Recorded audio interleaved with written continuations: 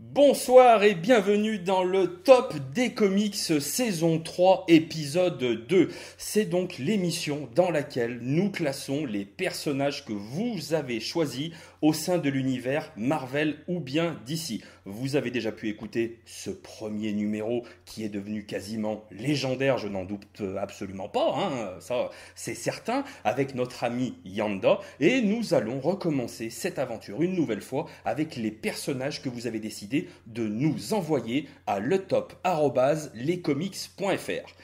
Pour m'accompagner dans cette fabuleuse aventure, j'ai le plaisir d'avoir à mes côtés un duo merveilleux. Le cinéma avait Roger Murtaugh et Martin Riggs, Disney avait La Belle et le Clochard, et lescomics.fr ont Dramoun et Grincheux. Bonsoir messieurs. Salut, Bonsoir. salut. Comme vous le savez, un bon top des comics se doit d'avoir un invité spécial, un invité particulier qui va venir avec nous classer ces fabuleux personnages. Pour nous accompagner ce soir, nous avons l'immense honneur d'accueillir un youtubeur comics de grande qualité. Sa voix, douce et chaude, emmène l'auditeur dans des contrées lointaines. Ses mots, lorsqu'il parle de ses héros favoris, coulent tel le miel du cul des abeilles. Tout ceci me rappelle cette lointaine soirée d'été où Comics Race et moi-même nous nous allongions, nus dans un champ de blé, nos cœurs battaient la chamade. Mais je m'égare, revenons à notre invité. Gentillesse, passion, sympathie sont autant de qualités qui font de lui le gendre idéal du comics game. Il est un petit peu notre Michel Drucker. Nous avons le plaisir d'accueillir ce soir les comics de Jérém. Bonsoir Jérém. Bonsoir, merci. Comment ça va ? Bah écoute, ça va très très bien. Merci pour l'invitation déjà, parce que ça me fait super plaisir de participer à cette Alors émission moi j'étais culte. contre, je tiens à te le dire tout de suite, j'étais pas pour, mais je sais pas pour te mettre mal à l'aise. C'est un plaisir de t'avoir à nos côtés. Bah merci. Voilà, mais j'aurai l'occasion de dire tout le bien que nous pensons de toi en fin d'émission. Eh ben, je te remercie. Alors il y a eu un petit changement avant de commencer à classer ces merveilleux personnages. Nous avons décidé de rajouter un petit jeu à partir de maintenant. Alors ce petit jeu, je vous l'explique en fait en deux mots. Nous nous sommes attribués à tous les quatre un mot un petit peu particulier, un petit peu singulier, un petit peu croustillant que nous allons devoir placer durant cet épisode du Top des Comics. Et ce sera à vous, chers auditeurs, de le reconnaître, de reconnaître chaque mot qui serait un petit peu détonnant dans les argumentations que nous aurons autour de ces personnages et de nous les envoyer, de nous faire vos propositions de mots sur le forum de lescomics.fr. Et si jamais il y a un gagnant qui réussit à réunir le maximum de mots, nous aurons le plaisir de lui passer un grand bonjour, de le saluer lors du prochain épisode.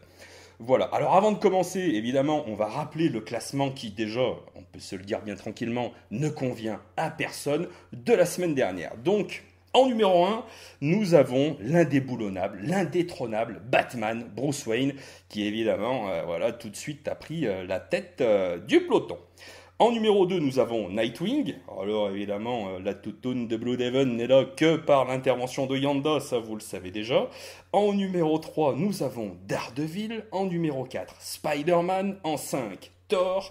En 6, Darkseid. Est-ce que je l'ai bien dit cette fois, Darkseid ? Oh, tu es parfait. Merci, mon bon comics grincheux. En numéro 7, nous avons Black Canary. En numéro 8, et c'est un scandale, nous avons Hulk. En numéro 9, nous avons Question.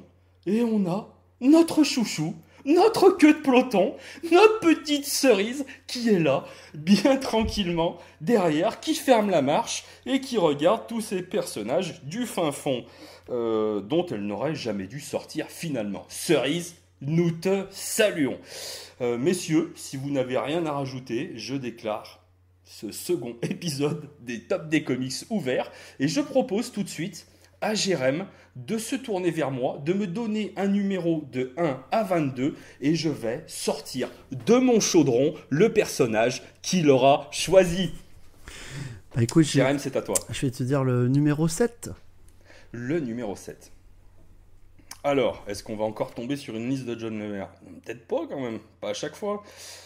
Alors là, c'est un moment particulier. Là, je redoutais ce moment. Nous tombons sur une liste de Madame Grincheux.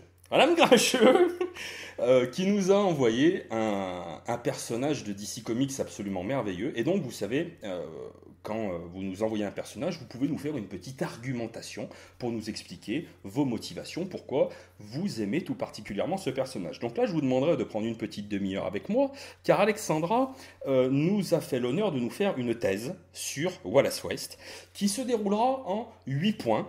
Et donc, je pense, oui, qu'on en a pour une petite demi-heure à vous lire l'ensemble de cet argumentaire, qui ressemble plus à un plaidoyer.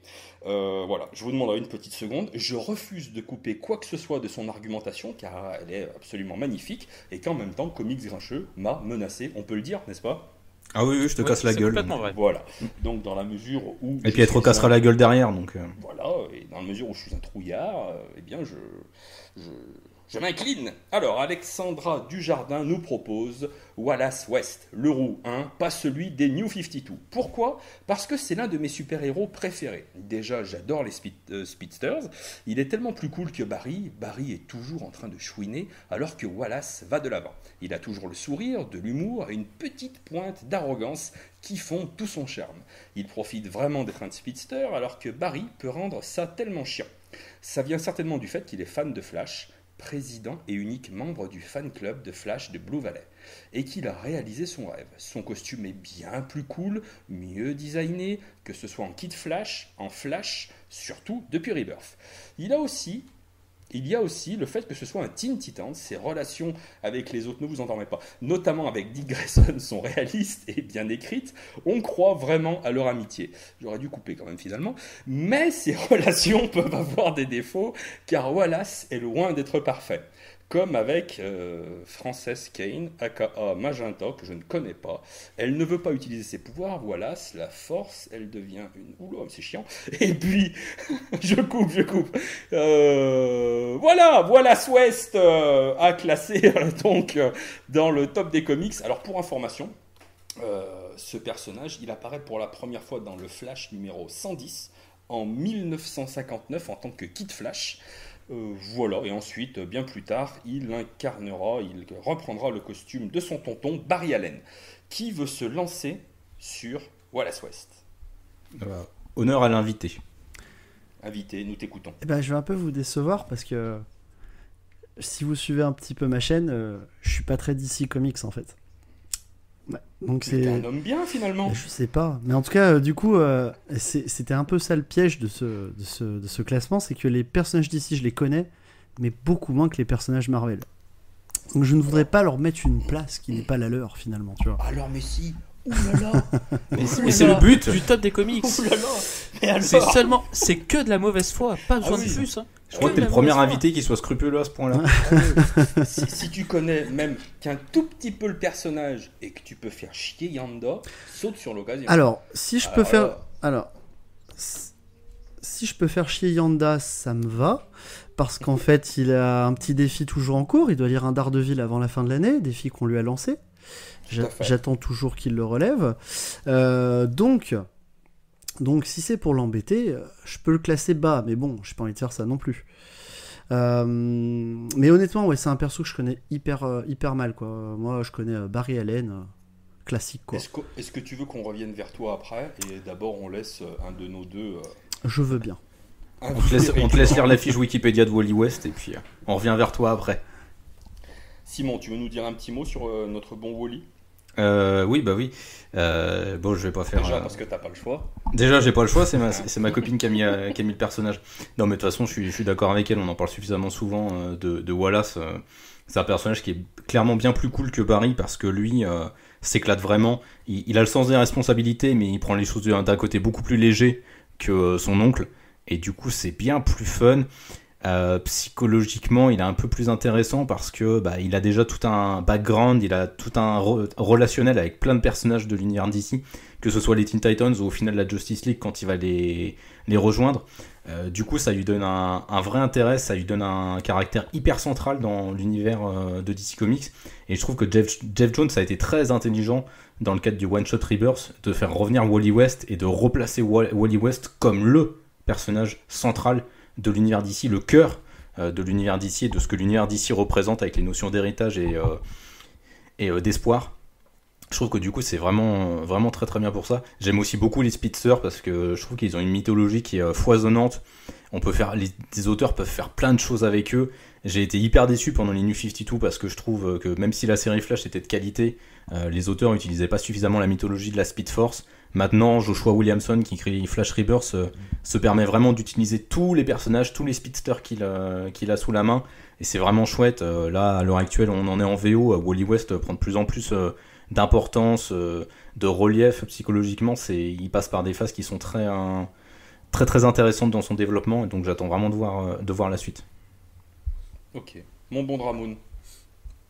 Moi, globalement, je partage un peu l'avis de Comics Grincheux, quoi. Je trouve que Wally West a été développé vraiment de manière différente de Barry Allen. Alors moi, je déteste pas Barry Allen, hein, j'aime bien Barry Allen. Ah, je ne le déteste pas, je le trouve moins intéressant. Ouais. Mais c'est vrai que je trouve que Wally West a été développé vraiment de manière différente. On lui a quand même un peu donné une famille, on lui a donné un peu, parfois, on l'a développé avec plus de responsabilités, etc. Et je partage complètement l'avis que le fait que Jeff Jones l'ait remis en scène et au cœur de l'histoire avec DC Rebirth, c'est vraiment super intéressant. Et pourtant, en plus, on sait que Jeff Jones, quand il écrit de manière générale, il est toujours proche, on va dire, des personnages vraiment originels, on va dire. C'est-à-dire que pour lui, Green Lantern, c'est Hal Jordan. Pour lui, Flash, c'était Barry Allen, etc. Et de montrer que cet auteur-là, qui d'habitude, moi je trouve aussi proche des valeurs originales, se permet de le faire revenir. Ça montre vraiment que c'est un personnage qui pour moi, a beaucoup plus d'intérêt et beaucoup plus intéressant que Barry Allen, tout simplement, quoi. Et il a vraiment été développé de manière différente. Au final, mon seul regret, on va dire, a été un peu le développement durant Rebirth, parce que le fait qu'on ait deux Wally West, moi ça m'a un peu fait bizarre, ça m'a un peu perturbé, parce que je trouvais que ça a été un peu développé, c'est un peu brouillon au départ, et il a fallu un peu de temps avant que ça se mette vraiment en place, quoi. Alors, moi, pour ma part, je suis tout à fait d'accord avec vous, mais voilà, j'ai pas lu énormément non plus de bouquins, de comics avec ce personnage. J'ai un comics qui m'a énormément marqué au tout début du Rebirth, c'est quand il est revenu avec les Titans. Voilà, j'ai vraiment découvert le personnage à ce moment-là et je l'ai adoré. Autant j'ai une facilité à lire des aventures avec ce personnage, à rentrer dans l'histoire, à apprécier, voilà, vraiment à me passionner pour les aventures des Titans et notamment donc de Wallace West, autant j'ai un petit peu plus de mal avec Flash. Je suis d'accord, je sais pas, Flash, est-ce que ça tient aux auteurs voilà, qui ont travaillé dessus et que j'ai pu lire récemment? J'ai un petit peu plus de mal. Mais Wallace West, ouais, moi je l'aime beaucoup, c'est un très très gros coup de cœur. Et pour ma part, si je devais commencer en fait à le classer, moi je le mettrais entre Darkseid et Black Canary. Ouais, voilà, on va dire en 7ème position. Et au-dessus de Hulk, t'as qu'à voir, à savoir si je suis gentil. Oh là là, oh là là. Oui, parce que alors dans le classement, à partir de maintenant, Hulk est mon maître étalon. Hein. Que ce soit clair, voilà. Et du coup, est-ce que Jérém souhaite quand même nous dire un petit mot ou pas alors? Bien sûr. Oui et non, parce que comme je te l'ai dit, enfin comme je vous l'ai dit, moi je suis vraiment... Bon, je sais pas si les auditeurs connaissent un peu ma chaîne, moi je suis vraiment un Marvel à fond, plus les éditeurs, enfin les auteurs comme Millard, des personnes comme ça, je lis vraiment du DC à dose homéopathique, hein. C'est-à-dire que je vais lire les Batman, les Superman, vraiment les gros tirages, mais je suis pas un ultra connaisseur de l'univers DC. Donc c'est vrai que moi je suis plus... un homme de goût. Alors je sais pas si je suis un homme de goût, mais disons que oui, je suis vraiment... si je vais choisir, je suis vraiment team Marvel. Et du coup, je vais pas beaucoup vous aider sur DC Comics, hein, malheureusement. D'accord, tant pis. Tu le classes combien toi, Comics? Je suis un peu l'opposé d'Yanda en fait. D'accord. Son double maléfique. Exactement, c'est ça. Ah, c'est beau, putain. Alors, on a Lin Liang. Ouais. C'est beau. Alors, pour ma part, du coup, je vais le placer entre Spider-Man et Thor, ce qui nous le mettra à la 5ème place. Ah là là là là là. Et moi, je le place 4ème entre Daredevil et Spider-Man. Car on le rappelle, Dramoun n'aime pas Spider-Man, ce qui est une putain de honte. Ouais. Huez-le. Une hérésie. D'ailleurs, on a reçu beaucoup de courriers à ce propos. Hein. Je tiens à le dire. Ce qui- Énormément nous de gens donne- nous ont dit oui, pourquoi Dramoun il aime pas Spider-Man, c'est une honte. Il a Donc, vraiment des c'est goûts de totalement merde. faux, ce que je dis, puisqu'au moment où nous enregistrons cette émission, la première n'est pas encore diffusée. Donc autant vous dire que si vous aviez des réclamations sur des changements à faire, des améliorations à apporter pour le numéro 2, ça attendra le numéro 3. Voilà. Donc ça nous fait une moyenne de combien ça? De Et 5. 5e. 5e. Voilà. Et À la donc, place de Thor. recule. C'est un scandale. Ok. Alors, Dramoun, mon bon Dramoun, dis-nous un Du numéro. coup, la 11. La 11. Le Ouais, suspense la 11. est insoutenable. Et je sens déjà Jérém qui va être... Mais tu le connais celui-là, ça j'en suis sûr et certain. Et donc, c'est encore une fois Madame Grincheux qui nous écrit. Ah bah oui, c'est comme ça va par deux. Et elle veut que nous parlions d'Edward Nygma, The Riddler en français, ou le Sphinx, ou l'homme mystère selon les traductions. Quand je lis un numéro avec Edward, j'ai l'impression que je peux être Batman pendant quelques pages. Je lis l'énigme et j'essaie de la résoudre pour voir si je suis aussi intelligente que lui. J'adore ce qu'en fait Tom King dans The War of Jokes and Riddles. Mon accent est toujours autant impeccable. Car pour une fois, il est vraiment décrit comme une vraie menace, au même titre que le Joker et le Pingouin. Donc, c'est un personnage qui a été créé par Bill Finger et Dick Sprang dans Detective Comics 140, et il n'est pas tout jeune, le gaillard. Ça date de 1948, sa création.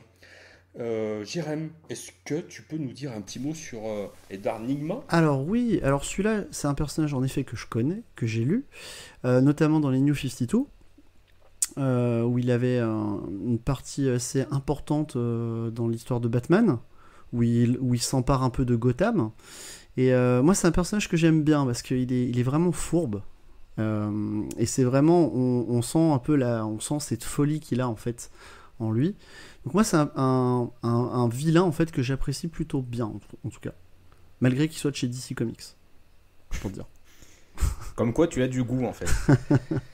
C'est Non. une émission où nous allons également classer et juger le goût de Jérém. On a compris, on allait se battre un petit peu. Et un voilà, truc qui est bon. bizarre avec ce personnage, c'est que bizarrement, quand je pense à ce personnage, je pense à Jim Carrey. C'est con, hein. Mais je trouve que malgré le film qui était pas, enfin pour moi, je n'ai pas trouvé incroyable, j'ai trouvé qu'il représentait bien cette folie, en tout cas au cinéma en tout cas. Et en lisant les comics, parce que bon, comme je l'ai dit, je lis pas énormément de DC, et ben j'ai retrouvé un peu ce grain de folie. Et récemment, je l'ai revu d'ailleurs dans des Batman aussi Rebirth.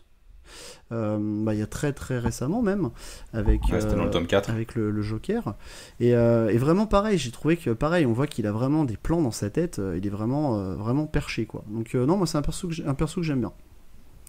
Donc si moi je devais le classer en tout cas, je le placerais putain, c'est con parce qu'il y a beaucoup de Marvel au début quand même, je le mettrais devant Darkseid, je pense. Donc 7e. Ouais. Oh la vache, Darkseid il prend cher dans ce top. Oh, Parce qu'on s'en bat les couilles de Darkseid. Il va finir à côté de Cerise. Mais Il va pareil, finir à parce que- l'hospice. parce que Il va pas comprendre quoi. moi, Darkseid, j'aime son opposé chez Marvel, donc enfin son concurrent, donc c'est pour ça que je vais un peu le dégommer lui. Ah, tu aimes la copie. J'aime la copie. Peut-être qu'il est dans mon chaudron. Ah, bah là, ça serait bien ça. Et donc, qui veut prendre la parole? Est-ce que vous voulez que je me lance pour ne pas Ah avoir bah allez, le vas-y. dernier T'as Et l'air pour chaud. porter une petite contradiction, moi je suis pas fan de ce personnage. J'ai un petit peu de mal. Alors déjà parce que moi les énigmes, je vous le dis tout de suite, ça me casse les couilles, que ce soit bien clair. Moi c'est pas mon délire. Les énigmes, ça me saoule. Et je comprends tout à fait Batman qui règle généralement ses énigmes à grande claque dans la gueule. Là je ne peux qu'être d'accord avec notre Batounet, une bonne tarte et puis voilà, au moins on n'en parle plus. Non mais je suis pas fan de ce personnage. Le côté, ouais, tout le temps des énigmes, enfin je sais pas, moi je trouve ça saoulant. Je suis pas fan. J'arrive pas en fait à... comment dire, il faut que j'y croie. Il faut que le personnage, j'ai le sentiment qu'il puisse être possible. Et lui, et je peux pas m'empêcher de me dire que c'est pas possible qu'un mec comme ça, j'ai du mal à croire à l'existence d'un personnage comme ça. Je peux pas croire, j'arrive pas à m'identifier au truc et j'ai beaucoup de mal. Notamment dans le Rebirth tome 4. Alors autant, j'ai peur de dire une connerie, c'était Michael Janin hein, au dessin. Oui, c'est Michael Ranin. Ouais, Ranin, ah merde. Oui, il est espagnol. D'accord, ben ce sera Janin. Voilà. Et si tu m'emmerdes, ce sera Janine. Donc, fais pas le show. Ah bah, tu fais ce que tu veux, je lui dirais juste que tu lui as pourri son nom, c'est tout. Donc, Michael Ranin, c'est un putain de dessinateur et j'ai vraiment mais kiffé son travail. Autant j'ai un petit peu plus eu de mal avec cette histoire. J'aime pas Edward Nygma, c'est un personnage, je vous le dis tout de suite. Je le vois bien en train de tenir compagnie à Cerise, tu vois. Et de lui poser 2-3 cols. Eh bah putain. Ah ouais, carrément quoi. Le mec, il va franco là. Ah ouais, le gars il va franco. Ouais, bah, Bon, Dramoun, tu penses remonter le truc ou pas? Ah bah moi clairement, c'est l'un de mes méchants préférés de l'univers de Batman. En fait, moi c'est le contraire. Donc c'est le mec qui aime pas Spider-Man et qui adore Edward Nygma. Oui. C'est ça. Non mais j'écoute tes arguments. Moi j'aime les énigmes déjà premièrement, monsieur. Et donc du coup, non, c'est vrai que moi c'est un personnage que je trouve très intéressant. Et en plus, c'est un personnage qui, comme tu l'as dit, qui est assez vieux et où on a pu voir pas mal de traitements différents. Alors, pour le coup, c'est vrai que moi, je suis moyennement fan du personnage dans Batman Rebirth, mais je l'ai trouvé très intéressant dans beaucoup d'histoires et je trouve que, comme Jérém l'a abordé, c'est aussi un personnage qui est intéressant de mettre à l'écran. C'est-à-dire que moi, j'adorais la prestation de Jim Carrey, en même temps, je suis amoureux de Jim Carrey. Et en fait, quand j'ai regardé la série Gotham, donc l'équivalent d'une saison et demie avant d'avoir un peu un début de syncope quoi, et je me suis retrouvé, c'était le personnage que je trouvais le mieux traité, et je trouve que c'est un personnage qui peut être vraiment traité dans la longueur facilement dans un récit, par son caractère, par son côté, sa folie, etc.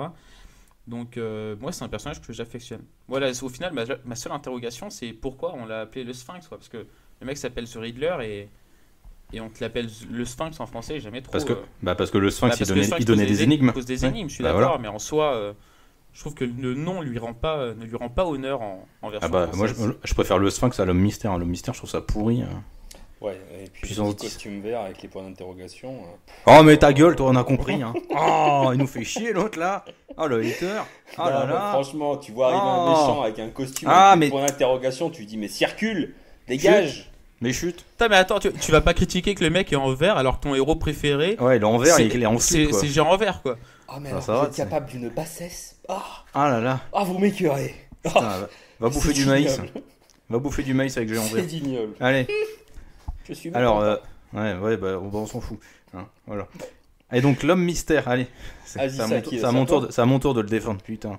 En même temps, est-ce que vraiment tes arguments nous intéressent? Oui. Allez, vas-y, en tout cas, moi, il m'intéresse. C'est ça le principal. Moi, l'homme mystère, je l'ai découvert en fait dans le dessin animé Batman, évidemment, puisque c'est avec ça que j'ai grandi, que j'ai découvert le personnage de Batman. Je l'ai kiffé dès le départ et je l'ai redécouvert dans les jeux vidéo Arkham. Les Batman Arkham, où il est un méchant assez important dans les jeux, puisqu'il pose tout le temps des pièges, des casse-têtes dans tous les sens. Et il permet d'enrichir la culture sur l'univers de Batman, et c'est vachement bien. Et par contre, du coup, c'est vrai qu'on le voit pas souvent en fait, le Riddler. Et tant mieux, non, pas tant mieux. Mais quand je l'ai revu dans les New 52 pendant l'arc de l'an 0, j'ai vraiment pas aimé son portrait. J'aime déjà pas beaucoup l'an 0, je trouve que c'est vraiment un truc. C'est une des plus mauvaises périodes de Scott Snyder pour moi dans ce run sur Batman. Et j'aime pas trop le traitement qu'il fait de The Riddler entre terroristes. Mec qui pose des énigmes, mais des énigmes un peu débiles. Enfin, je suis vraiment pas fan. J'aime bien ce que fait Tom King avec lui, par contre, même si, je suis pas fan de sa présentation au tout début, mais j'aime bien après comment il fait évoluer le personnage avec des énigmes très tordues et puis son opposition entre lui et le Joker avec des mecs qui sont complètement en perte de repère, en perte de sens dans leur vie. Enfin, c'est assez intéressant à ce niveau-là. Mais moi, le Riddler, je le trouve cool. Pareil, Batman Forever, j'aime beaucoup Jim Carrey, hein, mais Batman Forever, le Riddler dedans, j'ai l'impression de revoir le Joker, donc j'ai envie de vomir à chaque fois que je vois le film. Donc Batman Forever, on va pas trop en parler s'il vous plaît, parce que sinon je vais avoir une syncope. Me tente pas, mec, me tente pas. Ah putain, rien que d'y repenser, moi j'ai envie de vomir, donc on va pas en reparler. Mais ouais, non, le Riddler, il fait partie de ces ennemis super intéressants de Batman, je trouve, parce que justement, par le fait qu'il y ait des énigmes, ça peut prouver aussi le talent d'écriture de certains scénaristes. Tom King, typiquement, quand il écrit les énigmes du Riddler, il les écrit, mais super bien. C'est un truc de fou furieux. Et du coup, les traducteurs, ils ont chié à mort pour les transcrire en français. Mais c'est hyper intéressant ce qu'il fait. Il fait toujours des références littéraires dedans. Enfin, il y a plein de trucs à faire avec l'homme mystère. Et je trouve que c'est un peu un ennemi sous-exploité. C'est un petit peu dommage. Je pense que c'est ça le problème, en fait. T'as pas dû lire l'histoire qui t'a donné le truc avec le personnage. Parce que c'est vraiment un personnage qui est passionnant. C'est ça en fait, t'as mis le doigt dessus, c'est que je trouve qu'il manque d'intensité, je sais pas, j'ai l'impression que ça arrive pas à décoller, qu'il y a des trucs où techniquement, ouais, tu peux vraiment en faire des choses, mais il y a rien qui m'a vraiment emballé. Le truc de l'an zéro, je suis d'accord avec toi, moi c'est la partie du run de Schneider où ouais, j'ai eu un petit moment de flottement, un petit moment de creux, c'était pas trop mon truc. Je préfère largement la version de Tom King. Effectivement, mais je reste quand même ouais, un peu sur ma faim, quoi. Et du coup, tu nous le classes combien, Jay? Franchement, ouais, 9ème dernière question, quoi. 9ème. Ah, attends, je lui fais déjà pas l'offense d'être en dessous de Cerise, ça va, quoi. Ah là, ça fait Vous mal. allez pas me dire que l'autre, avec ses points d'interrogation sur les miches, il est au-dessus de Hulk, faut pas déconner, quand même. À un moment donné, Et toi, Simon? j'en appelle à votre bon sens. Tac. Putain, je le fous combien? J'hésite. Passe la parole à Jérém. Je réfléchis. Jérémy nous a déjà dit, il le classe. Ah merde, ah 7ème. oui, c'est vrai, merde, putain. Ah, Moi, je le classe 4ème entre Daredevil et Spidey. je le classe 6ème entre Flash et Thor. Eh ben, il est 6ème,5. Donc 6ème ou 7ème. Parole 6ème. à l'invité. Non, c'est Comics Grincheux de choisir, si je dis pas de bêtises, une liste. Il a Non. essayé de lui souffler son tour. Oui, t'as vu? Ah non, je demandais à Jérémy de choisir entre la 6ème ou la 7ème place Ah, pardon. Ah, pour Comics Grincheux. Ah, mais pour moi, ça y est, excuse-moi, Pour j'étais Edouard déjà Nigma. passé à autre chose, il était en queue de peloton, quoi. Allez, mais moi, ça dernier, on n'en parlera plus, mon bon Jérémy. Non, mais 6ème, c'est pas mal, je pense. Putain, t'es vraiment gentil. T'as vraiment une influence de Ah, merde. t'as dit que j'étais Michel Drucker, donc en même temps. Il est gentil, Michel Drucker. Et franchement, à l'échelle de France 2, c'est un putain de compliment, Michel Drucker. Voilà, c'est tout ce que j'ai à dire. Bon, bah écoute, voilà, on n'a pas réussi à enfoncer complètement ce personnage à deux balles, mais on verra ce qu'on fait avec le prochain. Ensuite, Monsieur Grincheux, si vous aviez l'amabilité de me choisir un petit numéro. On va faire le numéro 10. Le 10. Et donc, alors là c'est bien, ça peut être un très très bon personnage. C'est Arnaud Cazel qui nous envoie un personnage et il nous envoie Suzanne Storm. Et voilà ce qu'il nous dit sur ce personnage. Personnage assez lisse de mère de famille des années 60, elle a pris du relief et de l'épaisseur au fil des ans jusqu'à s'opposer à son mari dans Civil War. Femme forte, stratège, tout en ayant du cœur, mère de famille et épouse, elle donne le meilleur d'elle-même dans tous ses rôles. C'est donc un personnage qui est évidemment créé par Stan Lee et Jack Kirby dans The Fantastic Four numéro 1 en 1961. Est-ce que vous voulez que je commence à dire tout le bien que je pense de madame? Alors, moi, je peux commencer parce que ça va aller très vite. Bah vas-y, tant qu'à faire, parce que je sens que ça va aller effectivement très vite. Quand tu pars comme ça, mon pote, wouhou, poussez-vous de devant. C'est ça. Alors, Suzanne, c'est un personnage dont j'ai lu très très peu de récits, en fait. Et du coup, je vais pas me risquer à la classer. Parce que j'ai vraiment pas envie de la foutre en l'air. J'attends justement que vous en parliez. Vous avez l'air d'avoir lu beaucoup plus de récits que moi. Moi, à part les 4 Fantastiques de Jonathan Hickman, et puis dans Secret Wars et dans le run des Avengers de Jonathan Hickman, je l'ai pas beaucoup vu. Et même dans ces histoires-là, elle a pas non plus un rôle très très poussé. Donc c'est un personnage où je trouve les pouvoirs sont cool. Les 4 Fantastiques, la dynamique familiale de toute façon est toujours très sympa. Et les interactions avec son mari sont vachement bien. C'est un des couples forts. Ils font partie des couples forts de l'univers des comics, à mon avis. Ils ont vraiment une véritable crédibilité tous les deux. Et justement, leur opposition dans Civil War est hyper intéressante. Mais j'ai pas lu suffisamment de choses pour pouvoir en parler, pour pouvoir la classer. Donc je vous laisse en parler, messieurs. Eh bien, je prends la main, comme dirait Yanda, alors en deux. Comment vous dire? Moi, j'aime énormément ce personnage, déjà parce que j'affectionne tout particulièrement les 4 Fantastiques. C'est vraiment une équipe de super-héros qui a accompagné une très très grande partie de mon enfance dans les magazines Nova. Voilà, donc j'adore chaque membre de cette équipe. J'ai un petit peu de mal en fait à l'idée de classer un personnage de ce quatuor d'une manière indépendante parce que pour moi c'est un tout. Et voilà, c'est vraiment un tout et les 4 Fantastiques, c'est vraiment une équipe merveilleuse qui a perdu un petit peu en sens, je trouve, ces dernières années.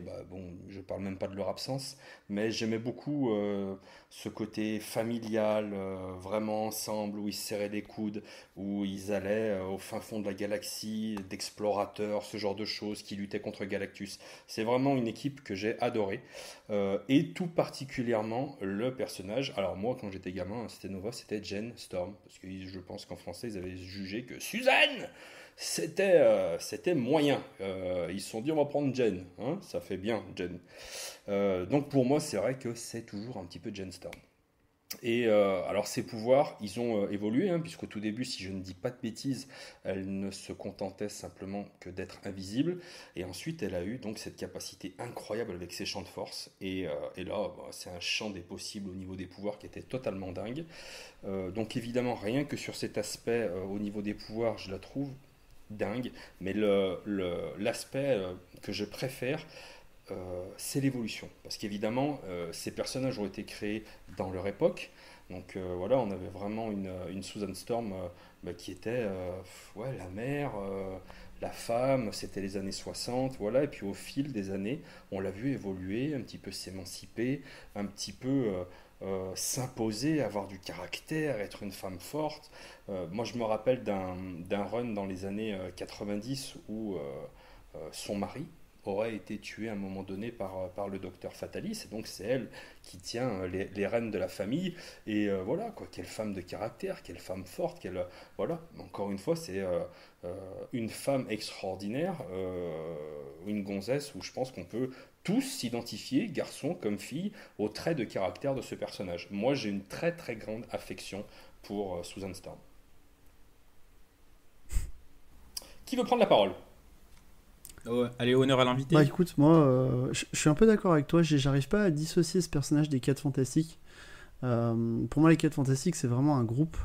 Et bon, je lis pas depuis l'Estrange des comics, parce que j'ai commencé dans les années 2000, donc j'ai peut-être pas la même vision que toi, le même parcours, vu que tu les lis depuis plus longtemps. Mais moi, en tout cas, c'est un personnage que j'aime bien, mais que j'arrive pas vraiment à extraire des 4 Fantastiques. Pour moi, c'est vraiment un groupe, ils fonctionnent ensemble. Je m'attache plus, par exemple, à des persos comme La Chose. Je trouve que c'est un perso que j'aime bien, parce qu'il a un parler un peu différent des autres, il est bourru, donc c'est un perso un peu différent. Et surtout, j'ai bien aimé l'univers 1610 des 4 Fantastiques, avec un Mister Fantastique un peu diabolique, qui est vraiment l'opposé de celui qu'on trouve dans l'univers 616. Donc c'est vraiment, comme moi je le dis, c'est vraiment un tout, et je pourrais pas vraiment dissocier ce personnage. Je pourrais pas dire j'aime tel ou tel trait de caractère chez ce personnage, parce que pour moi elle est noyée dans le groupe en fait. Alors j'ai peut-être pas lu autant d'histoires, mais c'est pour ça que pour moi les 4 Fantastiques, et je les relis d'ailleurs récemment grâce à G, parce que je me suis lancé dans la VO grâce à ces vidéos sur Hulk. Et t'es choupinou. Non mais c'est vrai, c'est grâce à toi que je me suis lancé dans la VO, et là je suis en train de lire la série par Sarah Pikeli justement, qui fait des dessins sublimes au passage. Et pareil, je vois pas un personnage qui se détache plus qu'un autre. En tout cas, moi quand je lis les 4 Fantastiques, c'est le ressenti que j'ai en fait. J'arriverai vraiment pas à les dissocier, vraiment. Pour moi, ils fonctionnent ensemble.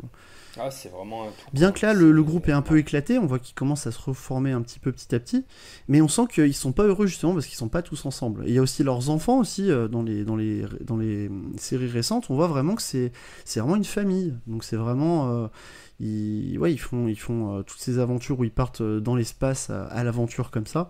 Donc pour moi c'est un perso que j'arriverais pas à noter tout seul en fait. Moi je note les 4 Fantastiques en fait. Je pourrais pas dire Susan Storm ou Storm. Mais tu vas nous faire chier longtemps, toi, dis donc, tu vas la noter elle toute seule. Mais oui, de toute façon, vu que c'est Non, il va noter les 4 Fantastiques et Susan à travers elle. Exactement, c'est ça. Mais je vois que personne n'a donné encore sa position sur ce personnage. Ah, moi, je peux te le dire. Mais bon, moi, c'est un perso quand même, je dirais, qui est attachant, au même titre qu'un Spider-Man ou qu'un Daredevil. Donc moi, c'est un perso que je mettrais quand même haut. au moins 5ème. En tout cas. Putain, c'est haut, 5ème. Pour moi, c'est haut, parce qu'il y a quand même Spidey devant, Daredevil. Bon, je parle pas des 2 premiers, mais. Mais pour moi, oui, c'est quand même pas mal. Parce que bon, pour moi, c'est quand même pas au-dessus de Spider-Man. Même si je vois qu'il y en a qui n'aiment pas Spider-Man dans le groupe. Bouh. Mais pour moi, Spidey, c'est quand même un Ça monument. sent le C'est un monument des comics quand même. Moi, je pense, on peut tous se reconnaître en Spidey en tout cas. Donc, mais moi, je suis tout à fait d'accord avec toi. Donc ouais, 5ème, moi, ça me paraît pas mal en tout cas. D'accord. Qui veut prendre la parole sur Susan Storm? Ah bah il reste plus que Dramoun, donc... Ah oui, c'est vrai que toi, tu as passé ta main lamentablement. Ah mais moi je n'ai pas fait comme Jérém, sinon j'aurais pu classer juste les Fantastic Four et parler de ça à travers Suzanne. J'ai décidé de pas le faire. Ça va, tu es un homme de principe. Je suis un homme droit. Ah, ça dépend des fois.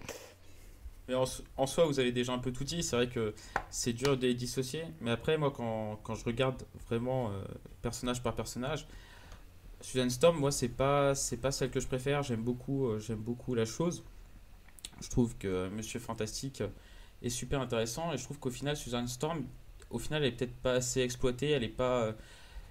je sais pas, pour moi, elle est toujours un peu en retrait par rapport aux autres. Et parfois, c'est assez frustrant. Et la seule fois où j'ai vraiment eu le sentiment qu'on a écrit une femme avec vraiment énormément de caractère, où on a vraiment utilisé le côté familial dans son écriture, mais en fait c'est dans Civil War, je trouve. C'est mon ressenti et c'est vraiment l'un des rares récits où j'ai vraiment apprécié le personnage que en tant que personnage et pas en tant que Cat Fantastique, où là je trouvais vraiment le développement intéressant. Parce qu'au final, nonobstant les obstacles qu'elle rencontre, elle a quand même su s'opposer à son mari, etc. Et à se faire une marque. Et pour moi, c'est le seul récit vraiment marquant où je peux vraiment penser vraiment que à Susan Storm et pas aux 4 Fantastiques dans la globalité, quoi. Ah, c'est dommage parce que je t'assure qu'il y en a vraiment d'autres, quoi. Vraiment. Mais c'est pour ça que On est trop jeune avec Dramoun. On est trop jeune. Moi, j'ai pas connu l'époque d'Estrange.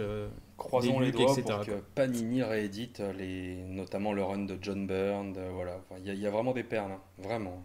Excuse-moi, je t'ai coupé. Et du coup, moi, je la classe 8ème entre Thor et Darkseid. Ouh, ça fait mal.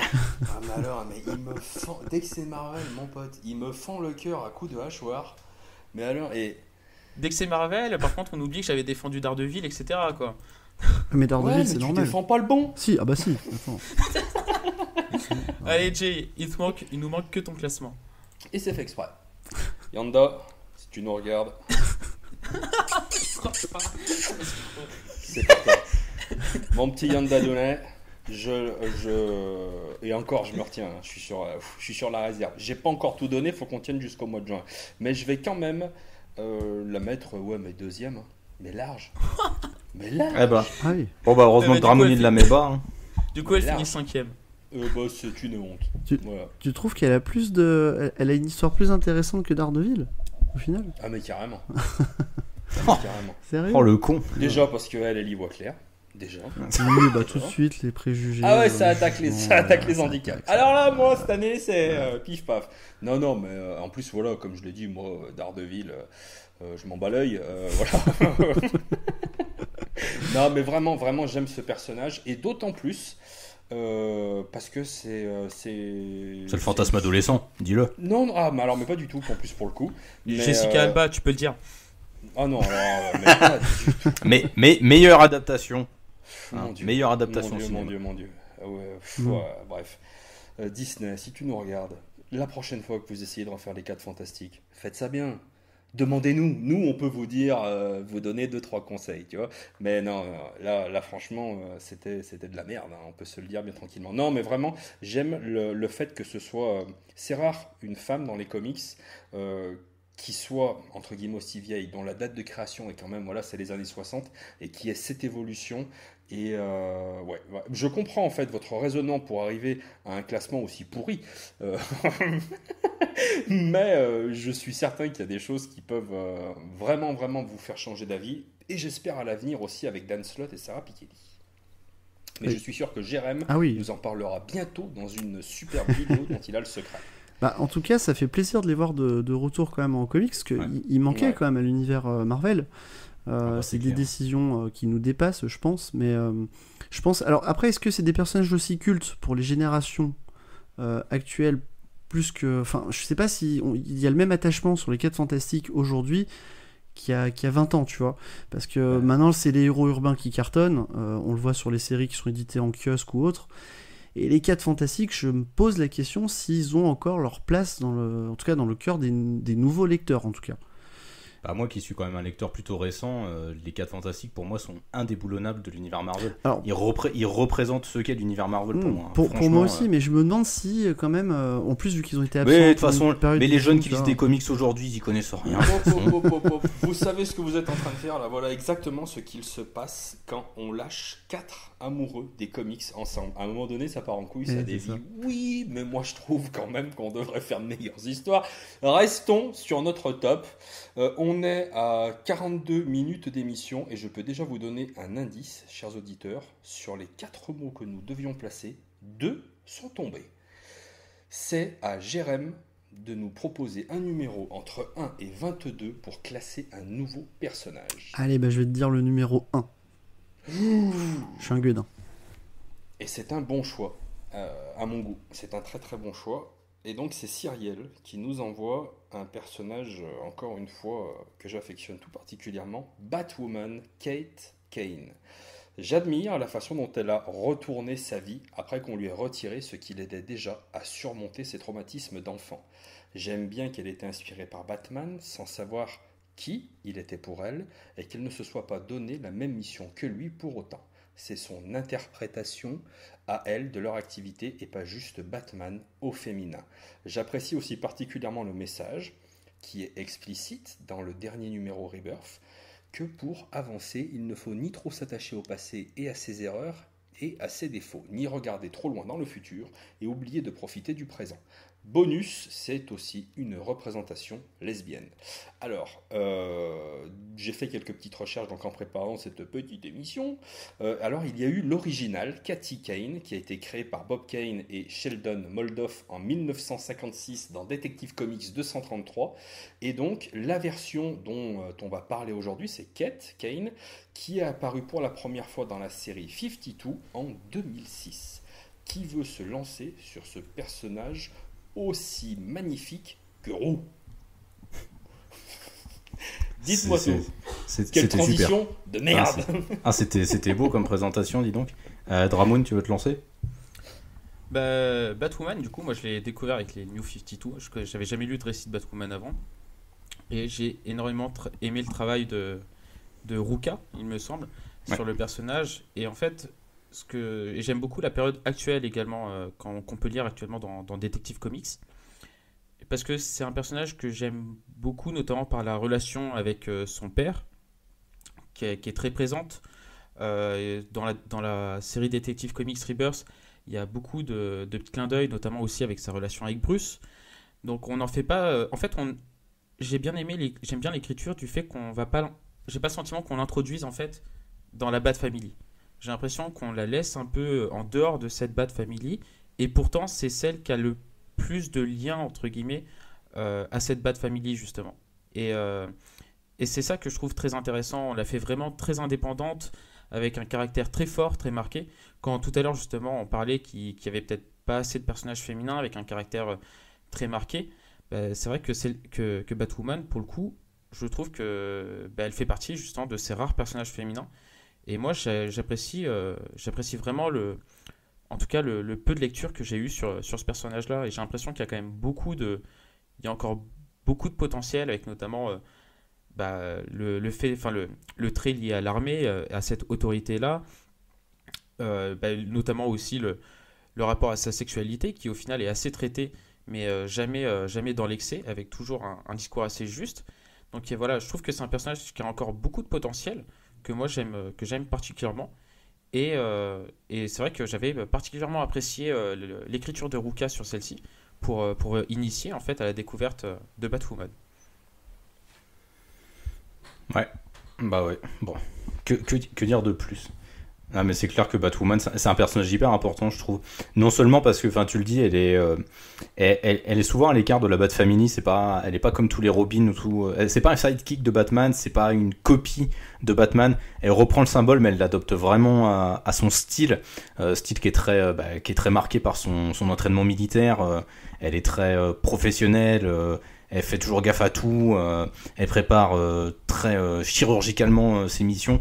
C'est hyper c'est très différent de ce que Batman fait, et c'est clair que le boulot que Greg Rucka a fait quand il l'a introduit dans 52, et après quand il écrit les numéros de Detective Comics qui lui sont consacrés, que Urban a eu l'intelligence de republier en un tome 0 pour la série Batwoman, c'est vraiment excellent, quoi. Au-delà du traitement du personnage qui est super, parce que sur toute la longueur, en fait, on sait déjà que le personnage est homosexuel, mais Greg Rucka traite les choses avec finesse, avec intelligence. Moi, je me souviens que le passage où son père apprend que Kate s'est fait virer de l'armée parce que justement elle est homosexuelle, c'est un passage qui est super bien écrit, parce qu'on sent que c'est une famille de militaires, on sent que c'est une famille qui parle pas beaucoup, qui ne communique pas à mort, qui ose pas s'exprimer, et c'est tout dans les non-dits, dans un discours par code, et c'est d'une puissance, c'est un truc de ouf. Et Greg Rucka arrive vraiment à montrer la puissance du personnage en tant que super-héroïne. C'est quelqu'un qui a un esprit de déduction super fort. Comme je le disais, elle prépare hyper précisément ses missions, et ça se ressent. Elle a un niveau de compétence en termes de baston qui est égal à celui de Batman. C'est vraiment un personnage. Moi, c'est un personnage que j'ai découvert vraiment avec les New 52, parce que je me suis intéressé un peu à elle. Je l'ai découverte quand Grant Morrison l'utilise dans son run. Et c'est un personnage auquel je me suis beaucoup intéressé. Comme je suis un grand fan, un fervent défenseur de la représentativité, le fait qu'elle représente la communauté LGBT, c'est quelque chose de super important. Que la chaîne The CW, qui gère tout la Arrowverse, décide de faire une série sur elle, je trouve que c'est super. C'est génial. J'aimerais juste bien que DC Comics ose aller plus loin avec le personnage. Je rappelle quand même que DC Comics a viré l'équipe créative pendant les New 52 parce qu'ils avaient prévu un mariage homosexuel, et que eux ont eu peur de ça et n'ont pas voulu aller jusqu'au bout. Je regrette un peu ça de la part de DC Comics. Je trouve qu'ils sont toujours un peu froids avec le personnage. La série qu'elle a eue pendant Rebirth, c'était bien, mais on sentait que Marguerite Bennett se mettait un peu des limites pour pas trop aller loin sur cette question-là. Et je trouve que c'est un peu dommage là-dessus. Les auteurs ont parfois peut-être tendance à oublier le côté homosexuel et représentatif du personnage. Je pense que ce serait bien de le remettre en avant, et j'espère qu'une prochaine équipe créative pourra faire un gros boulot avec le personnage. C'est un personnage qui a un potentiel ouf, et j'espère vraiment qu'on aura Greg Rucka, s'il revenait, ce serait génial, j'en suis sûr. Voilà.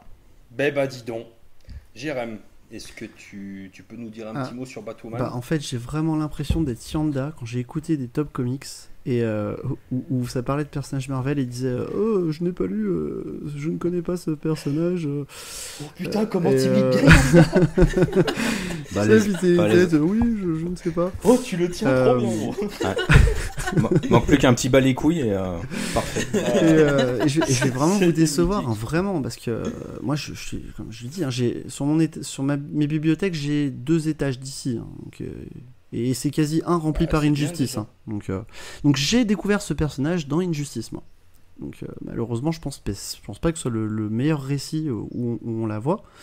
Mais en tout cas, c'est un personnage dans Injustice, comme je l'ai découvert, que j'ai trouvé plutôt fort et déterminé, en fait. Moi, de ce que j'en ai découvert, alors je sais, c'est pas la version qu'on va découvrir dans la continuité normale. Oh, la version Injustice est plutôt fidèle à ce qu'on a dans l'univers classique. En tout cas, c'est un perso que j'ai trouvé vraiment, oui. On sent qu'elle a un nom justement qui ressemble à Batman, mais c'est pas du tout le même personnage. On sent vraiment qu'elle a ses idées, qu'elle va droit au but, et donc moi, de ce que j'ai apprécié de ce personnage, c'est ça, c'est ses déterminations en tout cas, mais après je peux pas en parler beaucoup, quoi, parce que bon, comme je vous dis, j'ai pas lu de récit sur ce perso sinon. Alors, je vais pas faire très très long, parce que vous avez dit énormément de choses et je souscris quasiment à tout ce que vous avez dit. Je dirais juste que la première fois que j'ai eu l'occasion de lire du Batwoman, j'avais pas tellement envie, parce que j'avais peur justement de lire une histoire d'un Batman au féminin. Et ouais, ça faisait pas tellement envie. Mais je pense que j'étais vraiment sur un concept totalement erroné pour le coup avec ce personnage. Et mon Dieu, mais quelle claque! Voilà, elle a son caractère particulier, son histoire, son background. Juste un truc, hein, je sais que ça n'apporte rien en fait au personnage, à sa densité, mais mon Dieu, quelle est classe! Elle est magnifique, quoi.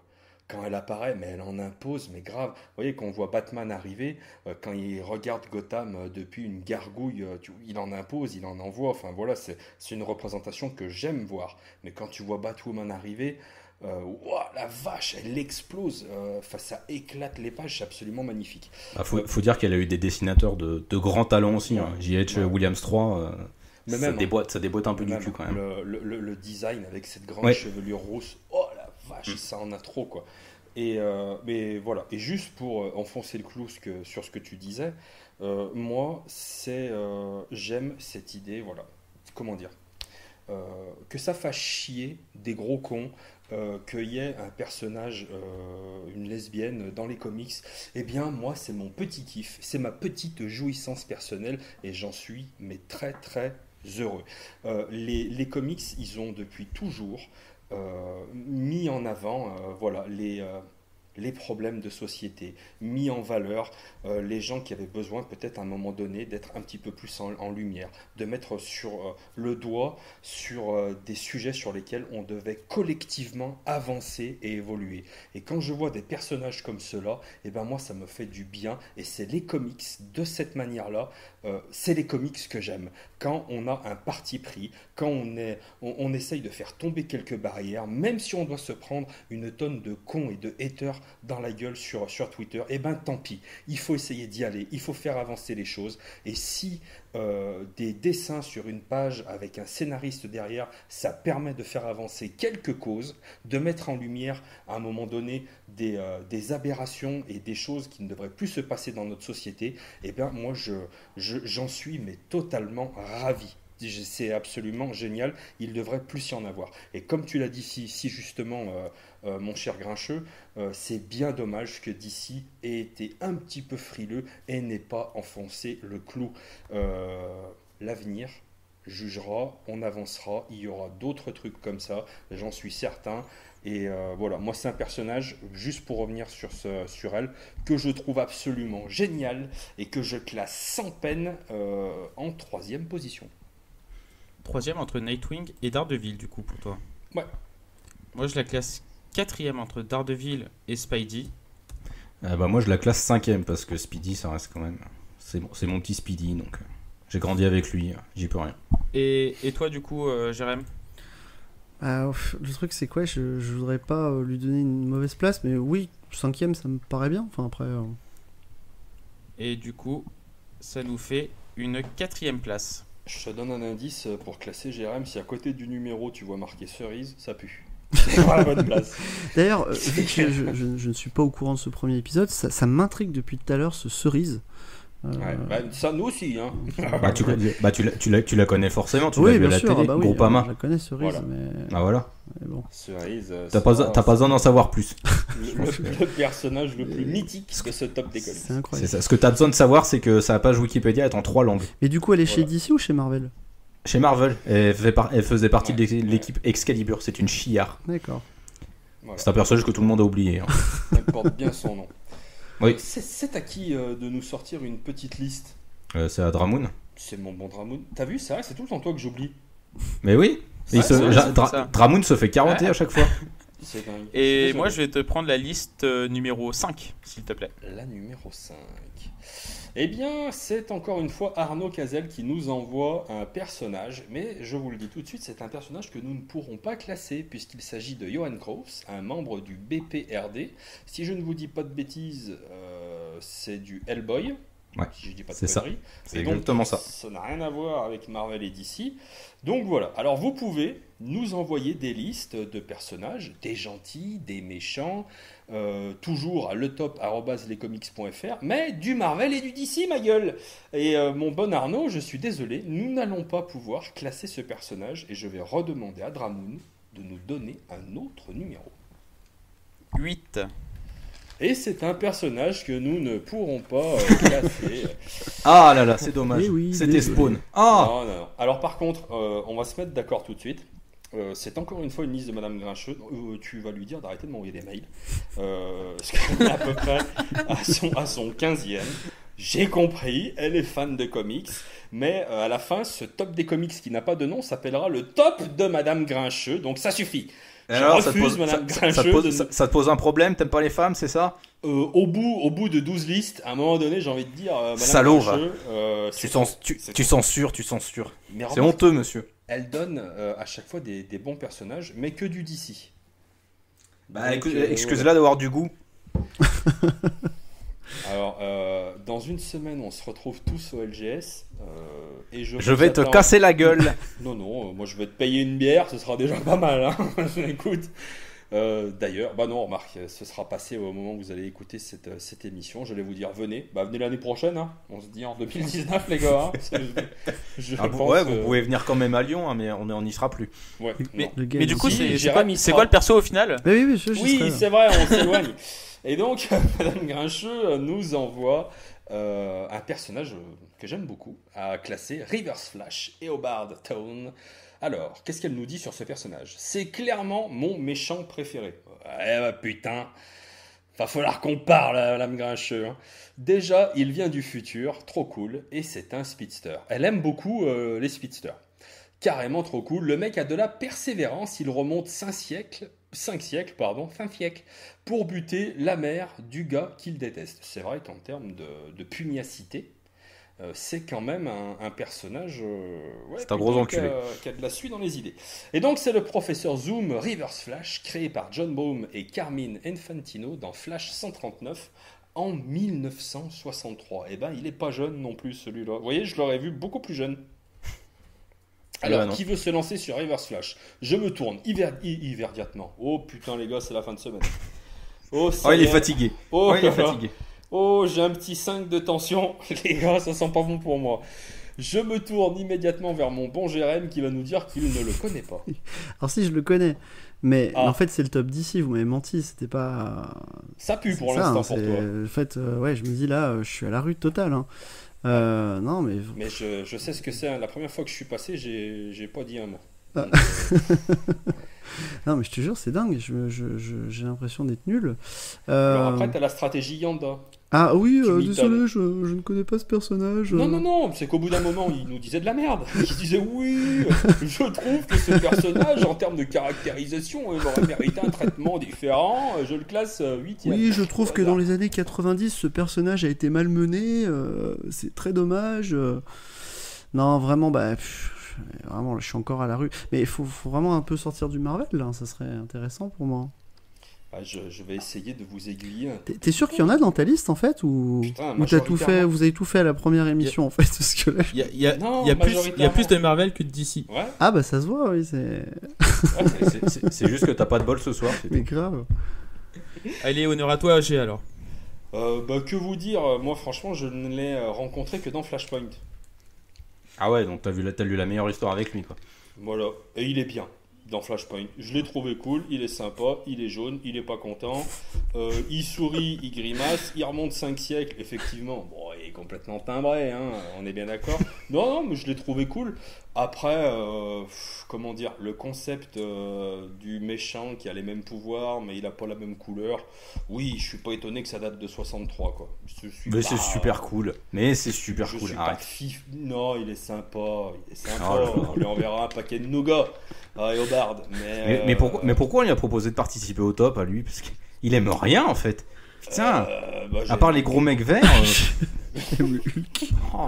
Et c'est la couleur, il juge en fonction de la couleur. Ouais, c'est ça. Ouais. Il juge pas le perso, il juge la couleur du Green perso. Lantern, Green Arrow, Hulk, on est bien. On est chez nous, hop, on est dans le vert. Voilà, on est tranquille. Attends, Poison Ivy, elle est verte aussi. Hein. Ça va mais je kiffe Poison Ivy. Ouais, bon, c'est bon. Hein, là, on claque. Allez, honneur à toi, Simon. Bon, Reverse Flash. Allez. Reverse Flash, moi j'aime beaucoup. Eh bien, merci Simon, et donc c'est à toi, Dramoon. Non, vas-y, je t'en Ah putain, qui est chiant. Reverse Flash, c'est un méchant super cool. Moi j'aime bien le fait que ce soit le total opposé de Barry. C'est clair qu'on. Ouais, fallait. Ouais. désolé. On peut pas dire que leur relation n'est pas adiabatique, hein, parce que ça fait des étincelles à chaque fois. C'est vraiment le gros bordel entre eux. Ils se détestent, mais copieusement. Enfin, Reverse Flash, en fait, c'est un fan de Flash à la base. Et le mec, il a détesté. Excuse-moi, comme il a il y a détesté un Flash. moment donné, je pense que ma connexion, elle a foiré. Une relation quoi? Adiabatique. Ah, pardon, merci. Tu connais pas? Oh putain. Putain, mais va chercher sur internet, quoi. Putain, mais Je vais cultive-toi. y aller un peu. de ce pas. Hein. Ah, bah c'est bien, bravo. Vas-y, C'est excuse-moi, je t'ai coupé pour la 163e fois dans ton argumentation. Ouais, non, mais c'est pas grave, j'ai compris que tu me détestais de toute façon. Donc, Non, Non, t'as mais remarqué, Reverse par Flash, contre, quand c'est un personnage qui m'intéresse pas, qu'est-ce que je m'en fous de ce que tu racontes? ouais, j'ai remarqué ça, ouais. C'est dingue. Hein. Vas-y, j'arrête. Non, mais Reverse Flash, il est intéressant parce que c'est vraiment le miroir complètement opposé de Barry. Et du coup, il est vachement bien pour ça. C'est un fan de Flash. Alors, vous ne le voyez pas, mais G est en train de me déconcentrer avec une volonté de faire. C'est chiant. Donc, c'est un timbré, Reverse Flash, quoi. C'est un fan de Flash. Et il remonte le temps parce que Flash l'a déçu. Tout ça pour pouvoir foutre en l'air la vie de Barry. Enfin, c'est... Ouais, je crois que c'est un des personnages les plus obstinés de l'univers des comics. Hein. Ah bah, 5 siècles. Ah bah ouais, 5 siècles. Hein. Non, puis c'est qu'à chaque fois, il refait le même coup, quoi. Son plaisir dans la vie, c'est juste de faire chier Barry en remontant le temps et en lui pourrissant les trucs partout, quoi. Enfin, c'est assez ouf. Alors j'ai une question, par contre, s'il trébuche quand il remonte le temps, est-ce que c'est possible qu'il atterrisse en 1789 Ah bah je pense qu'il y a une couille à plus ou moins 300 siècles. Là. Ouais. Ah ouais, okay. Je pense. Hein. Ouais. Ah, je pense que c'est dangereux. Hein. Une petite glissade là, c'est foutu après. Hein. D'accord. Et donc, Eobard, quoi, il s'appelle. Hein. Eobard Thawn. Okay. Non, mais il est super classe en plus. Hein, il a un charisme de fou, je trouve. Non, il est bien. Franchement, c'est vraiment un très bon perso. Là, dans Flash Rebirth, il est revenu. Il était fou furieux. C'était cool. Wow. Ouais. On sent la passion de G. C'est un truc de fou. Bon, Dramoon, t'as quelque chose à dire ou pas? Pas grand chose. En soi, moi, je trouve que c'est con, mais à partir du moment où on a lu Flashpoint, on a lu les récits qu'il exploite le mieux, quoi. Après. Non. Bah, pour moi, oui, quoi.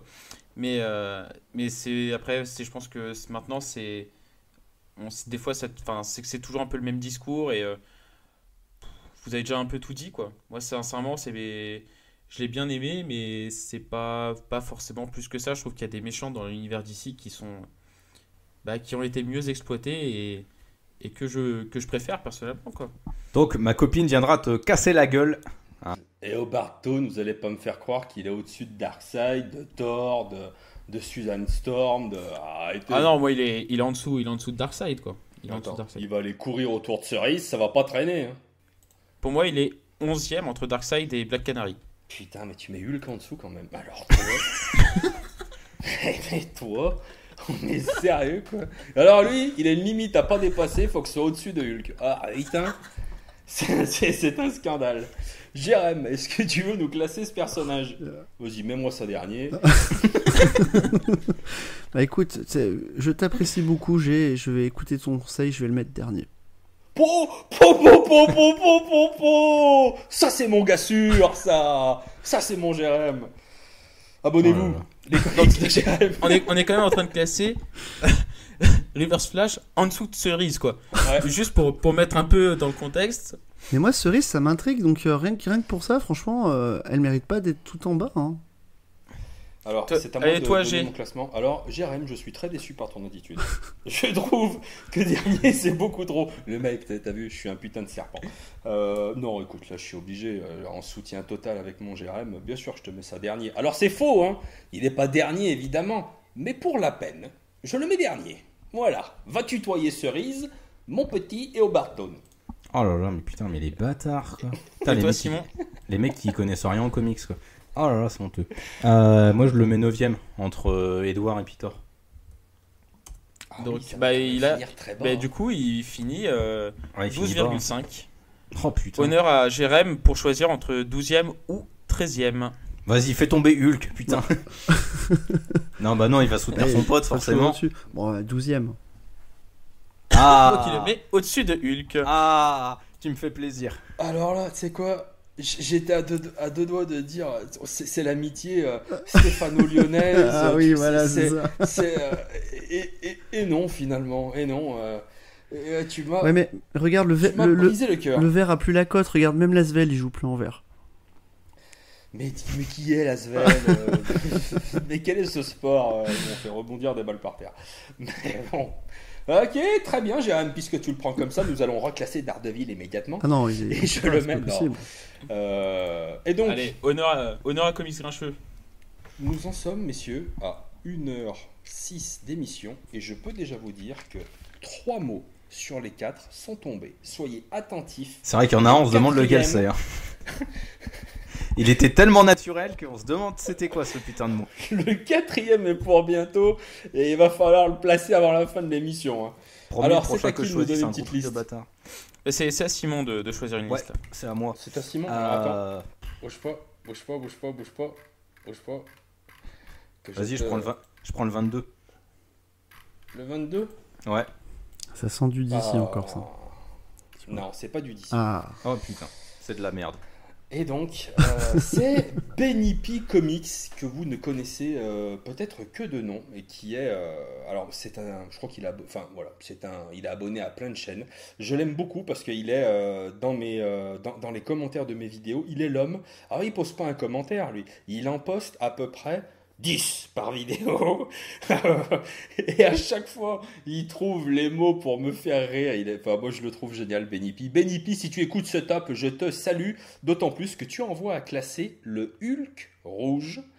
Et qu'est-ce qu'il nous dit sur ce personnage? Ses aventures sont pas mal et ça correspond au Maestro, mais en plus nuancé.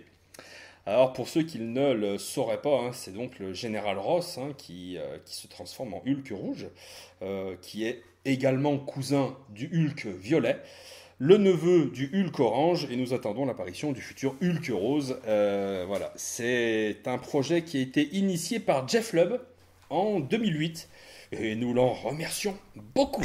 C'est une idée à la con. Alors, qui veut se lancer sur le Hulk rouge? Pour une fois que c'est du Marvel, on peut quand même laisser la parole à Ouais, Jérémy. c'est ce que j'allais dire. oui, Absolument. oui. Et en plus, je suis en plein dans la lecture de Hulk rouge actuellement avec la planète rouge.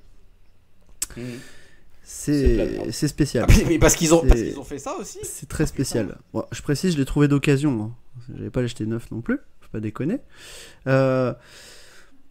Non, c'est pas un perso vraiment intéressant. Hein. C'est une sorte de priapisme vraiment. Non, c'est pas un perso que j'affectionne. Surtout dans le monde des Hulk. Ne Moi, te donne pas donc des érections incontrôlées. non. Disons que j'ai préféré Miss Hulk, tu vois, qui est un personnage plus intéressant et qui a Ah bah tu m'étonnes. et qui est surtout n'est pas une version féminine, simplement une version féminine de Hulk. Elle a vraiment une vraie histoire. Elle est avocate. Elle parle au lecteur bien avant Deadpool. Donc je trouve que c'est un personnage qui est plus intéressant. Le Hulk rouge, honnêtement, je vois pas l'intérêt de ce personnage, moi. Ah mais il en a pas. Il en a pas. Il en a pas. Et C'est une lui, stratégie franchement, marketing de si merde. je devais le classer sans hésiter, il est dernier, hein, par contre, lui. Hein. Ah mais c'est pareil pour moi. Ouais. Je le mets même en dessous de cerise. Et ça me fait même chier d'avoir acheté ce comics d'occasion. Bon, Ah ouais, donc en fait là on est vraiment dans un classement par couleur, c'est-à-dire genre les mecs verts on les met ensemble, cerise et Hulk rouge, les rouges ils sont en bas. Ok, d'accord. Mais cerise, elle est rouge clair.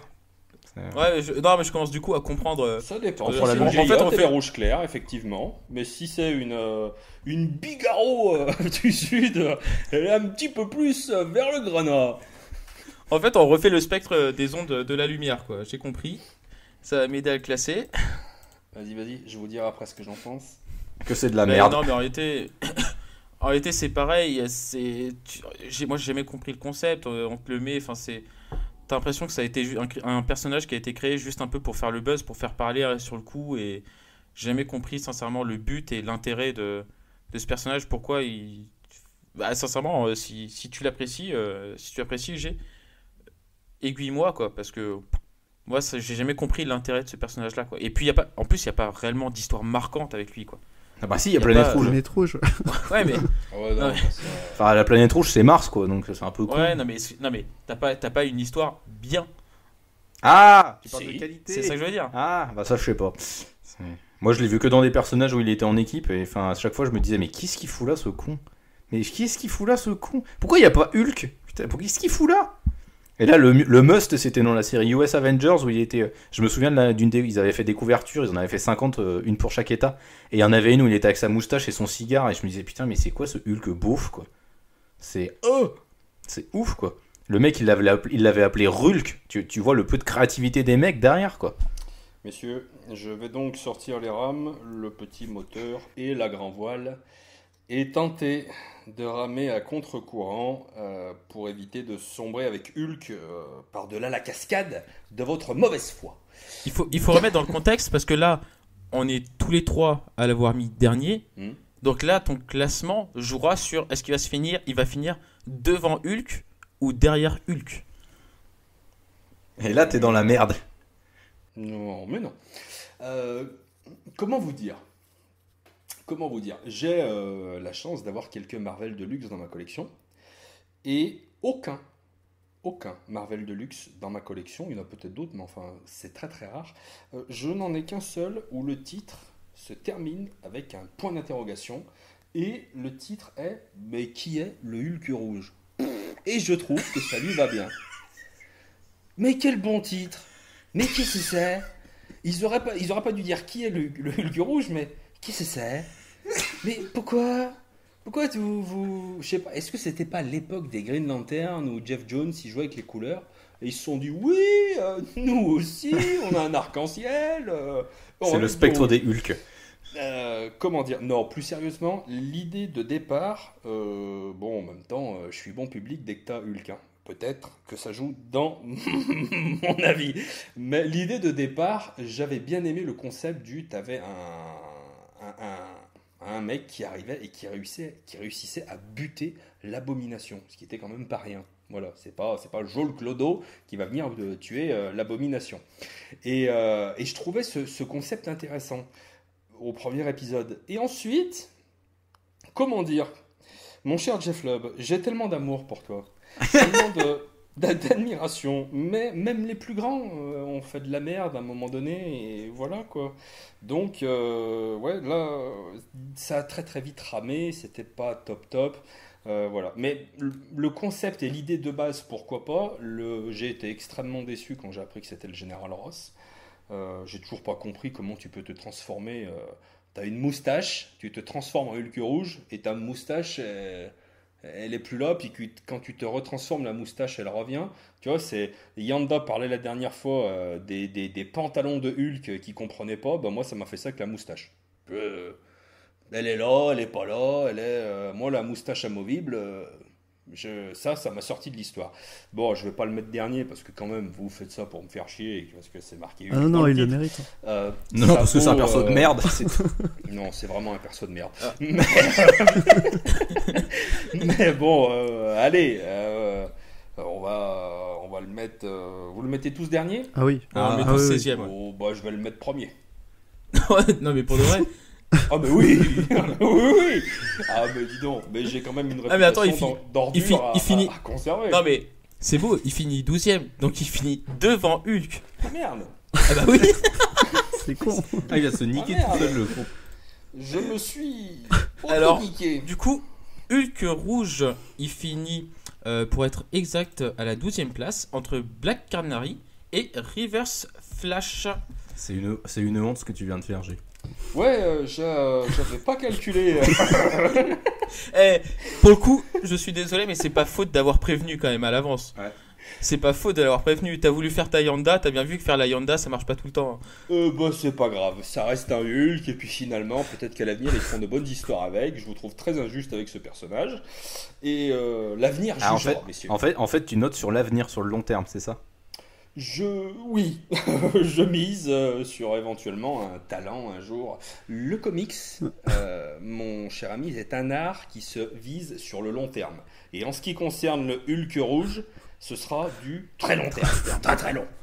Là, on part sur plusieurs siècles. Je crois que même Grant Morrison n'arrivera à rien à en faire de ce perso. On est à combien? On est à 1h15 d'émission, et je peux déjà vous dire... Ça va pas vite, hein. Que les 4 mots ont déjà été placés. Ce qui provoque en moi... bref, je ne vais pas dire encore une fois le mot, mais c'est très bien. Et donc, alors, qui aura l'insigne honneur de me tirer une petite liste À Jérém. et éventuellement le numéro. Alors, je sais pas pourquoi chaque numéro j'ai une- est réalisé sans triche. j'ai une inspiration qui me vient. Et j'aime beaucoup le 15 en fait. Oh, oh, C'est un- mais quelle joie! Mais quelle surprise incontrôlable! Mais qu'est-ce? Comment? Et donc, nous allons classer un autre personnage d'ici. Ah, putain. Merde. Non, c'est un mensonge. C'est quitte à tricher, autant faire ça bien. C'est Diaoul40 qui nous a envoyé une liste de 3 personnages et il a appelé sa liste "Ça sent la testostérone". Et donc nous allons nous allons classer un personnage qui a été créé par Jim Starlin. Sa première apparition était dans Iron Man 55 en 1973. Messieurs, nous allons classer le titan de la race des éternels, le titan fou, Thanos. Jérém, Le seul vrai grand méchant de tout l'univers des comics, j'ai envie de dire. alors je vais lol. peut-être te laisser parler du coup en dernière position. Parce que j'ai l'intime conviction que Comics Grincheux va te casser les couilles. Donc tu auras le plaisir de parler en dernier. Comics Grincheux, nous t'écoutons. Thanos, bah, moi, à part la série de Jeff Lemire et la série de Donny Cates, c'est un perso qui me fait chier. Oh là là. Mon Dieu. Il est- Ah ouais, bah ouais, non mais voilà. Non mais c'est juste que c'est ce que je disais avec Darkseid la dernière fois. Thanos, c'est le boss de fin de jeu vidéo. Oh là là là. Ouais, voilà. Je vais vous niquer vos races, vous allez voir. Je trouve que dans le film Avengers Infinity War, ils ont réussi à en faire quelque chose d'hyper intéressant, d'hyper construit. Et je trouve que dans les comics, le mec il est amoureux de la mort et en fait il veut chercher les joyaux de l'infini pour tout détruire, pour finir avec elle. Et je trouve que c'est souvent mais chiant. Il y a que quelques scénaristes qui ont réussi à en faire quelque chose et Donny Cates en fait partie parce que Donny Cates en 6 numéros, il a réussi à synthétiser que Thanos pouvait être un personnage intéressant quand il était confronté à sa propre stupidité. Et c'est vachement bien ce que fait Donny Cates, c'est super bien. Pour pitcher rapidement le truc, en fait, dans le pitch de Donny Cates, Thanos a gagné. Thanos a tout détruit, il règne tout seul sur le monde et il se fait chier comme un rat mort. Et du coup, mais c'est vachement intéressant parce que ça propose une analyse assez intéressante du perso. Je l'ai lu cet Mais après-midi. voilà, Ça tu l'as lu, pète, ouais. ça pète. Ça pète. Mais Thanos, quand il est dans les mains d'un excellent scénariste, c'est vachement bien. Mais je trouve, en fait, il a une puissance et un charisme de fou. Ah. C'est juste que en tant que tel, c'est pas un personnage qui moi me transcende. Non mais je vous ai trollé comme des porcs au début. Fallait Oui, parce bien que je le au fasse. début d'argumentation, en fait, ça m'avait C'était donné de la merde. comme des mots d'intestin. C'est ça, Tu c'était de la daube. Hein. C'était de la daube. Non mais c'est un personnage hyper charismatique, tu peux pas le nier. Il a un design de fou. Le gant de l'infini, c'est un concept complètement timbré. Moi j'adore le concept des pierres de l'infinité, tout ce qui va avec. Le gant de l'infini, c'est vachement bien. Ouais, mais c'est juste un objet.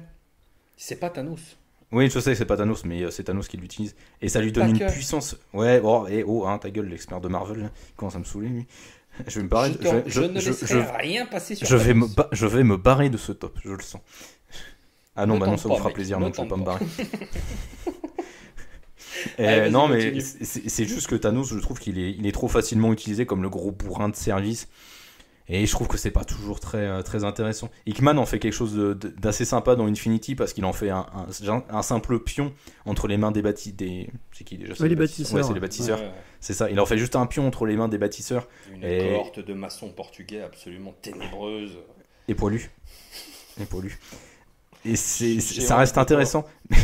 Mais je trouve juste que Thanos, voilà, c'est pas un méchant qui me transcende. Je trouve que contrairement à son homologue chez DC, il n'a pas tout cet intérêt philosophique en termes de réflexion derrière. Mais Oh oui. là là Ouais, là quand là. même, Ah, philosophique, si. Oh là Bah non, c'est Marvel, donc c'est Ah. c'est- là là. Jérém, nous allons le souiller. Ah oui, non, c'est pas possible. On va jouer Ah bah, en double. Pas dire ça. Bah souillez-moi, je me pas casse. parler comme ça de Thanos. Non, mais Thanos, c'est juste pas un perso qui me fait kiffer, quoi. Enfin, voilà. Il a des très bonnes histoires avec lui, et je le redis, l'histoire que Donny Cates a fait avec lui en 6 numéros est excellente. C'est un des trucs les plus épiques et une des meilleures séries que j'ai lues chez Marvel ces derniers mois. Mais le personnage, en tant que tel, il me transcende pas. Je trouve qu'il a un charisme de fou furieux, mais Je trouve qu'il lui manque quelque chose pour moi. Oui, c'est bon, j'ai compris, j'en ai marre. Mon bon Dramoun, vas-y, s'il te plaît, vas-y, j'ai envie de te... Non, tu peux pas faire ça, Thanos. Donc du coup, moi je suis en train de regarder pour appeler SOS médecin parce que je sens que je vais me faire casser la gueule. Oh là là là. Oh, vas-y. Non, mais en soi, Thanos, moi je trouve que c'est un personnage qui est intéressant, etc. J'ai pas lu beaucoup de récits de Thanos qui m'ont emballé par le passé. Et puis après, en fait, moi je suis tombé du coup sur le récit de l'émir, du coup, qui était il y a 2 ans je crois, qui moi m'a réconcilié avec le personnage. Le film m'a également réconcilié avec le personnage. Et la série Donny Cates m'a également réconcilié avec le personnage. Donc en fait, c'est un personnage que j'aime bien, mais c'est un peu pareil. C'est pas un personnage qui me fait rêver parce que ça va être comme Simon, je vais me répéter par rapport à la semaine dernière. On retombe en fait sur l'idée du boss ultime. Mais après, par contre, au final, avec les récents récits, moi je ressens complètement le fait qu'il y a comment dire, il y a du gros potentiel et que au final ça m'a redonné envie de lire des histoires encore plus sur lui. Donc pour moi, il finira devant Darkseid, je pense. Jérôme, je te laisserai parler en dernier. Comment vous dire Oh, ne pars pas, Simon, ne pars pas. Comment vous dire? Le problème, c'est que voilà, enfin moi j'ai forcément une vue peut-être un petit peu plus ancienne de ce personnage. Évidemment, il est emblématique de par l'histoire avec le gant de l'infini, tout ça. Oui, c'est un gros boss, ouais, etc. Mais c'est un personnage qui est quand même beaucoup plus complexe, avec beaucoup plus d'ambiguïté dans sa caractérisation. Il a ouais, une histoire, un background qui est quand même beaucoup plus grand que je vais tout casser, je vais gagner à la fin. Si je dis pas de bêtises, Thanos, il est bien inspiré de Darkseid. Ouais. Voilà, bah, je trouve que l'élève a dépassé le maître. L'élève a biflé le maître. Pouf, pouf, il lui a tapoté 2 fois sa caquette bleue sur sa barbe en pierre. Voilà, Thanos, il est incroyable. Je sais pas si vous connaissez, j'ai envie de dire Panini, putain, rééditer quelques trucs un peu anciens. Je sais pas si vous avez eu l'occasion de lire Les Maîtres du Cosmos chez Semic à l'époque, qui est absolument génial, où on voit... alors, c'est pas forcément le personnage principal, mais il tient une place très importante. On voit un Thanos qui ne court plus après la mort, mais qui vise la connaissance, le pouvoir.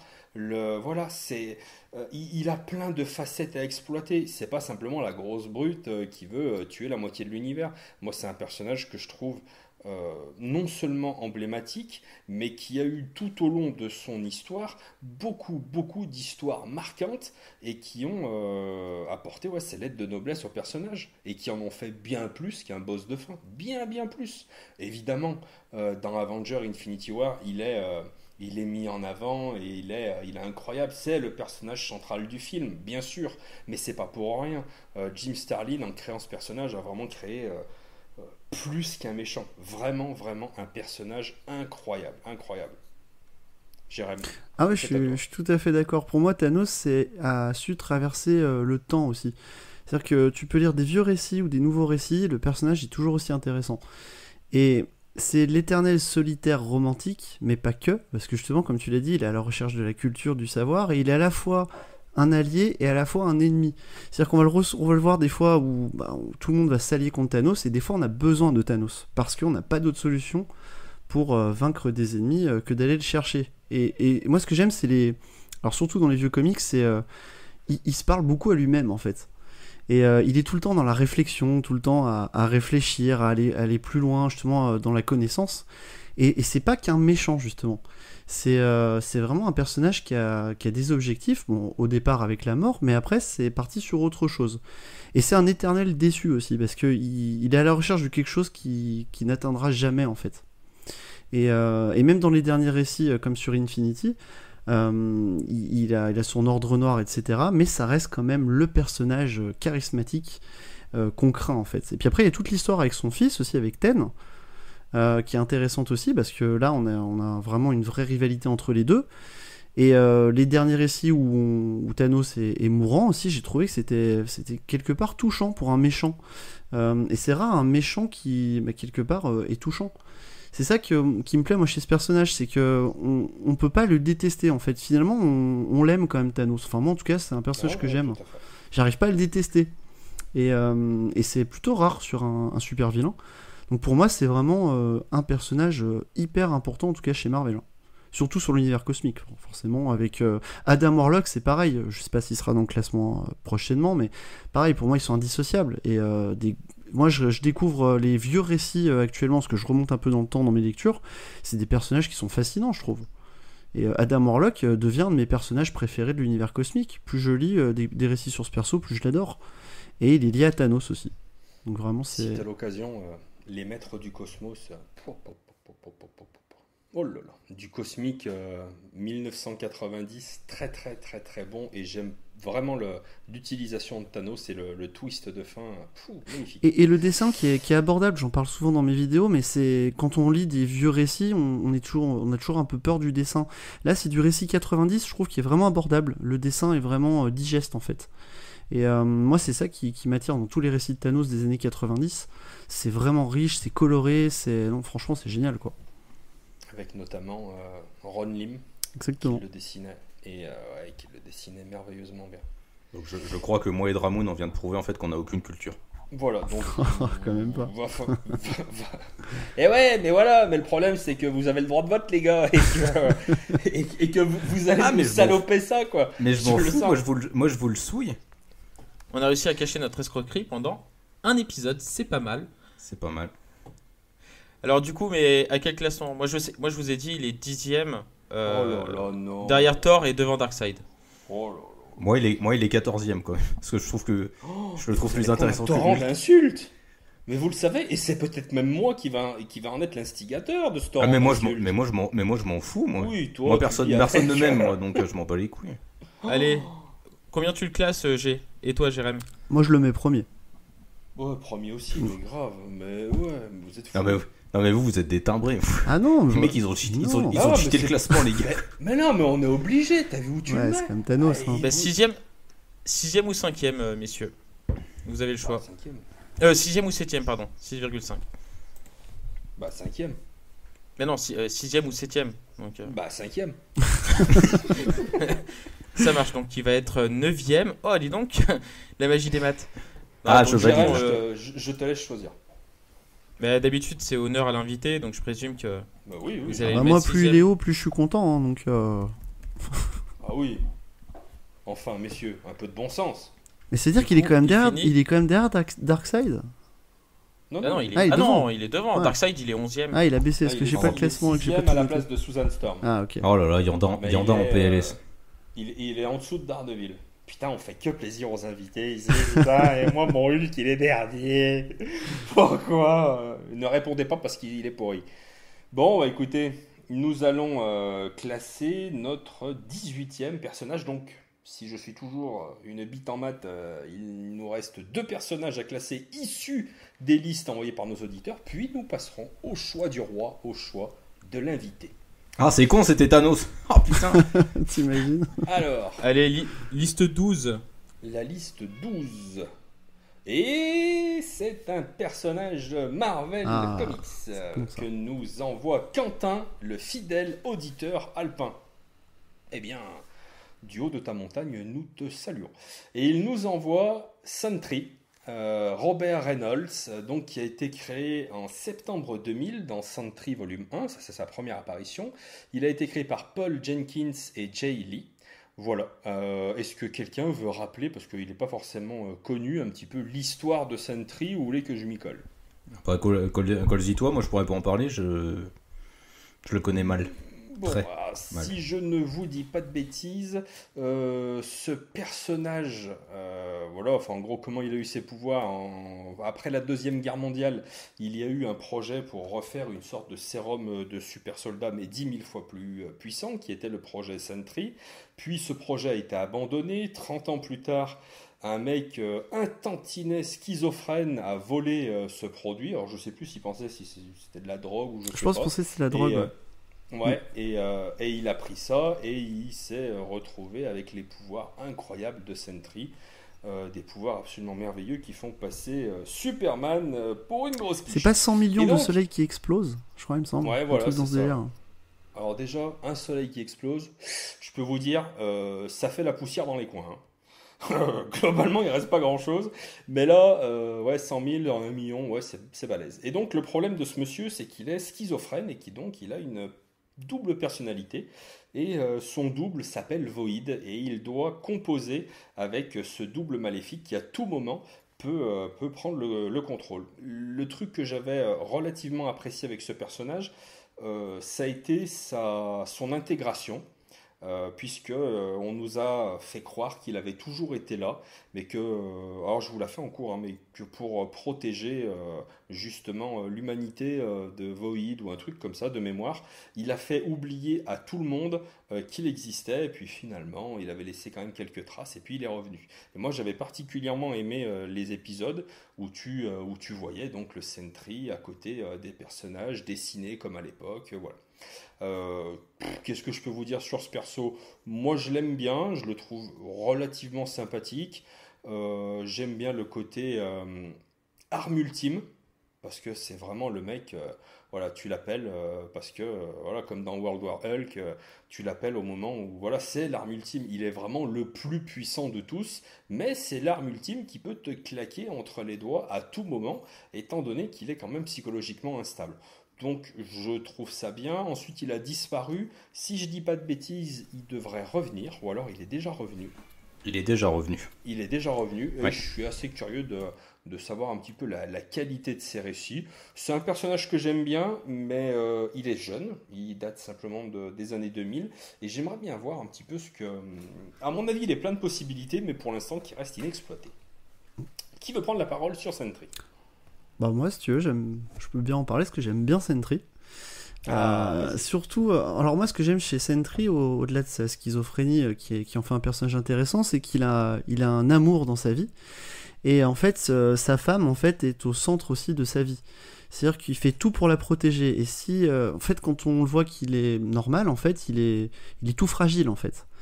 Et s'il voit qu'il arrive quelque chose à sa femme, ou qu'il va arriver à sa femme, là, il peut vraiment devenir incontrôlable, en fait. Et j'aime bien ce côté-là, justement, de ce personnage. Et surtout que tu as dit, il est utilisé comme une arme, et c'est tout à fait ça. Surtout sur Dark Avengers, où Norman Osborn l'utilise vraiment comme une arme pour détruire Asgard. Et c'est vraiment, comme tu l'as dit, l'arme ultime. Pour moi, je pense, le personnage le plus puissant de l'univers Marvel, clairement. Enfin, en tout cas, un des plus puissants. Et quand il se transforme enfin moi je dis Void, je sais pas comment vraiment on dit, mais on le reconnaît même plus, c'est-à-dire que c'est même plus un humain, quoi. Il s'est fait une sorte de bête, une sorte de monstre, et on ne sait pas comment le canaliser. Donc j'aime beaucoup ce perso, justement ce côté psychologique, où il peut être carrément en PLS dans une pièce, à pas savoir qui il est, et à la fois être puissant et pouvoir faire des choses incroyables. Donc moi, c'est comme tu dis, c'est un perso récent, mais je trouve qu'il peut être intéressant dans l'avenir. Ouais. Mon bon Dramoun, un petit mot sur Sentry. Sentry. Pas grand chose parce que moi j'ai pas lu beaucoup de récits quoi. Ça fait rien qui m'ait vraiment marqué donc je ne ferai point l'affront de le classer parce que si je le classe bas on va me crier dessus, si je le classe haut on va me reprocher de faire descendre Hulk donc je vais m'abstenir. Ouais, moi je crois qu'en fait je me souviens de 2 récits où je l'ai vu. C'était dans Civil War, il me semble qu'il y est. Et dans les Uncanny Avengers. Mais en soi il est plus vieux que 2000 parce qu'il y avait un récit il y a eu plusieurs Sentry en soi. Parce que le premier, il était apparu dans les Fantastic Four il y a longtemps, il me semble. Je sais pas, ouais, aussi long. Et moi, en fait, le seul récit que j'avais lu de lui, en fait, il empêche l'invasion de Skrull, je crois, et en fait, du coup, ils le mettent à la tête du Shield, il dissout le Shield, et il le fait rappeler Hammer, je crois. Ah oui, bah c'est dans Dark Avengers, ça, justement. Parce qu'en fait, c'est un Avengers à la base, et après, il bascule chez les Dark Avengers, en fait. C'est un des seuls qui est resté dans l'équipe suivante, en fait. Mais ça, c'est le seul récit que j'ai lu avec lui, quoi. Mais il me semble qu'il est plus vieux que 2000, quoi. Ouais, mais Ça, en fait, c'est sa version Si je me mode. suis planté, dites-le moi. Ouais, en C'est tout cas, il doit pas largement être très possible. vieux, il doit être des 90-2000 Mais bon. par là, je pense. Enfin, Ouais. je le vois pas plus vieux. Mais après, moi, j'ai pas, comme je disais, c'est Ah. le seul récit que j'ai eu, donc je vous ferai pas l'affront de le classer. Donc Très bien. je vous écoute, messieurs, pour vos classements. Mon bon grincheux. Ah oui, mais pardon, ouais. excuse-moi. Moi, je le classe pas. Hein. J'ai pas lu assez de récits sur lui. Les seules séries marquantes, c'est Civil War. Et puis, je crois qu'il est dans les Uncanny Avengers, justement, sous sa version diabolique, les Uncanny Avengers de Rick Remender. Et enfin, j'en ai pas. Je le connais pas, donc je vais pas du tout le classer. Très bien, très bien, très bien. Jérémy, nous avons l'occasion de placer un de perso faire Marvel. basculer. Ouais. Oula, mais on peut plus que le placer, on peut faire basculer le top. Ah ouais. Oh putain, les cons. Alors là, j'ai envie de te dire, le top des comics, c'est surtout ça. C'est un classement qui ne convient à personne et il faut souiller un maximum. Les Ah, comics. après, je pense que Souviens-toi vous pouvez quand que même- tu as classé Cerise sans avoir lu de récit de Cerise. Donc on a toujours peut-être un droit de veto. Non, c'est trop tard. Et puis- Vous avez formulé, c'est terminé. Je pense que vous pouvez quand même voter aussi, parce que moi j'ai quand même voté pour battre. J'ai voté aussi. Jérémy, nous t'écoutons. J'ai quand même voté aussi pour des persos que je connaissais moins, donc je pense vous pouvez quand même voter. Enfin, je sais pas. Mais cet homme est trop gentil. Mais il est trop gentil. Bah non, mais je sais pas. Moi, il y avait des persos que je connaissais Non. moins, j'ai quand même donné une note. D'accord. Donc je me dis. D'accord. Je le classe 17ème. Mais non, putain. si. Ah ouais, c'est Allez, violent, en fait. Jérémy, tu le Je classes profite combien de toi, l'occasion. Jérémy? Bah vu que vous allez le classer bas, je pense qu'il faut le classer haut. Non, mais Euh, non, mais pars du principe qu'on ne classe pas. je le mettrais 6ème. Ah ouais, quand même. Ah oui, 6ème, donc tu le mets devant Thanos, quoi. Ah oui, Thanos c'était. Ouais, parce que je suis un peu paumé dans le classement, parce que je prends des notes, mais ah non, bah je le mets après Thanos quand même. Donc tu le mets 7ème. 7ème du coup. Ouais. Toi, G, tu le mets combien? Toute honnêteté.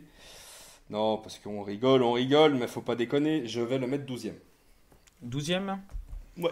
Et du coup, En bah, il dessous finit de Darkseid et au-dessus quand même de Black Canary. 9ème ou 10ème, vous avez le choix. Je t'en prie, Jérémy. Bon, moi je dirais 9ème. Hein. Il a battu Edward Nigma. Eh ben c'est bien ça. C'est pas mal du tout. Nous allons tirer le dernier personnage de cette fabuleuse liste. Et ensuite nous passerons au choix du roi. Alors, qui me donne un numéro? Simon? C'est à moi. 18. Est-ce qu'on l'a tiré? Oh, putain. T'es sûr? John Levert. sais- John Je sais Levert. pas. John Levert. Non, c'est pire. 18, t'es sûr? Bah allez, vas-y, parce que si c'est horrible, on va passer encore pour des cons, Eh, ce sera drôle. c'est une liste de Madame Grincheux. Ah bah c'est un bon choix alors, c'est bien fait. Donc, la thématique, c'était épisode 1, la liste de John Levert. Épisode 2, la c'est liste ça, en de fait. Madame Grincheux. Ouais. Alors, elle nous envoie ce bon Michael Carter, Booster Gold. Alors, Booster Gold, qu'est-ce qu'elle nous dit sur Booster Gold? Je l'adore car il vient du futur et que c'est trop cool. J'adore son concept, il fait croire à tout le monde qu'il a des pouvoirs hyper cool alors qu'il se sert juste de la technologie de son siècle et des infos qu'il a récoltées alors qu'il bossait pour un musée. C'est la famille Grincheux ce soir. On a le chat, on a Madame Grincheux, on a Monsieur Grincheux. Je l'entends miauler, c'est incroyable. Je pense que vous allez assister à un meurtre de chat en direct. Il se sert juste de la technologie de son siècle et des infos qu'il a récoltées alors qu'il bossait pour un musée retraçant l'histoire des super-héros. C'est un escroc donc. Et son histoire d'amitié avec Ted Kord, le premier Blue Beetle, est juste génial. Il a été créé par Danny Organs. Il est apparu pour la première fois dans Booster Gold 1 en 1986. Qui veut nous dire un petit mot sur Booster Gold? Jérém, je pense pas. Tout de Et, suite. alors, pour être honnête, je sais même pas qui c'est en fait. Oh là là. Je te jure. Bah après c'est un personnage qui a été pas mal mis à l'écart avec les New 52. On l'a pratiquement pas vu pendant les New 52. Danny Organs l'a réintroduit dans Future's End, mais enfin c'est vraiment à l'occasion de quelques cases d'un numéro spécial. Et donc c'est vraiment pas un personnage. Là c'est un personnage qui réapparaît avec Rebirth, qui reprend un peu d'importance, notamment grâce à Tom King et à Danny Organs, les deux combinés. Mais moi c'est un personnage que j'aime bien, je le trouve marrant en fait. Alors c'est un personnage qui est égocentrique à mort, c'est un sale connard mais à un point mais astronomique. C'est-à-dire, parce que comparé à toi. comparé à moi il est puissance 10 tu vois. Donc, alors que moi, je suis déjà très élevé. Mais ce qui est bon, ouais, c'est son concept, quoi. Le mec vient du futur, il fait croire à tout le monde qu'il a des super pouvoirs, alors qu'en fait, non, c'est juste qu'il se sert de toutes les infos et de toute la base de connaissances qu'il a grâce à son petit robot Skit pour empêcher des catastrophes, pour faire plein de trucs. Et dans la série 52, il y a une utilisation assez intelligente du personnage. Il est vraiment central dans la série parce que son narcissisme, mais en même temps son intelligence et sa roublardise sont vraiment bien mises en avant. Et du coup, je trouve que le personnage est vraiment, vraiment bien parce que dans 52, il est bien mis en avant, il est au centre du récit. Et pour ça, il est vraiment efficace. Et là, dans la période Rebirth, il reprend encore un regain d'intérêt. Tom King retravaille vachement sur les effets psychologiques de ses voyages dans le temps et dans ses voyages dans les dimensions. Et c'est hyper intéressant. Et j'attends vraiment de voir ce que Tom King va faire avec lui dans Heroes in Crisis, son récit événementiel. Mais c'est un personnage que j'aime bien. Tu le vois, le mec qui va classer Booster Gold devant Thanos. Tu le vois venir ou pas? Ah, je vais vous le niquer, votre Thanos, mais je vais vous le déchirer. Dithyrambique à ce point sur Booster Gold. Mais il est trop bien, Booster Gold, arrête, putain. Ok, vas-y, mon Dramoun, dis-nous tout. Ouais, tu t'es quand même extasié sur Sentry, qui en fait a été créé quasiment dans les années 60-70. On est tous passés pour des cons. Du coup, c'est vrai oui. Je peux pas le croire. Oui, il est apparu pour la première fois dans la série Fantastic Four. Alors, je tiens à dire publiquement qu'il n'a aucune culture et que ce mec est une fraude. Mes prises de notes ont été préparées par Chris de Comics Rise. Absolument pas. Absolument pas.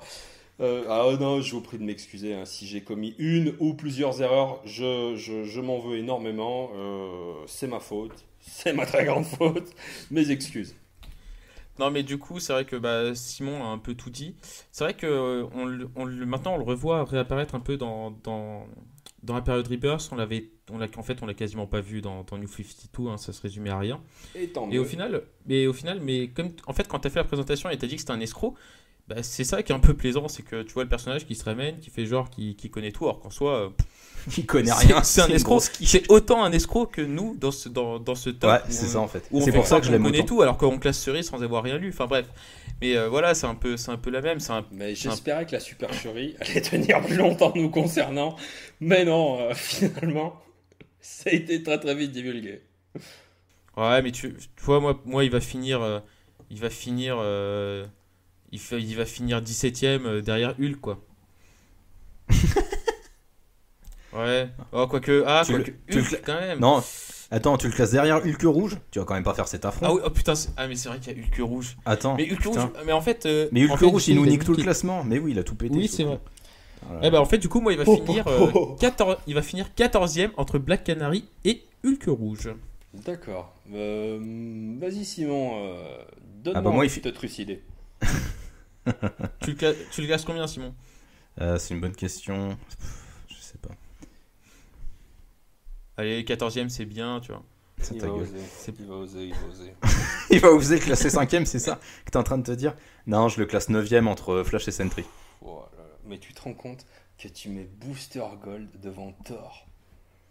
Ah mais je l'ai dit la semaine dernière, Odinson, je m'en bats les couilles, frère. Mais à un point. Ouais, mais le seul Thor qui valent quelque chose, c'est Jane Foster. Tous les autres, c'est de la merde. Oh là là là là.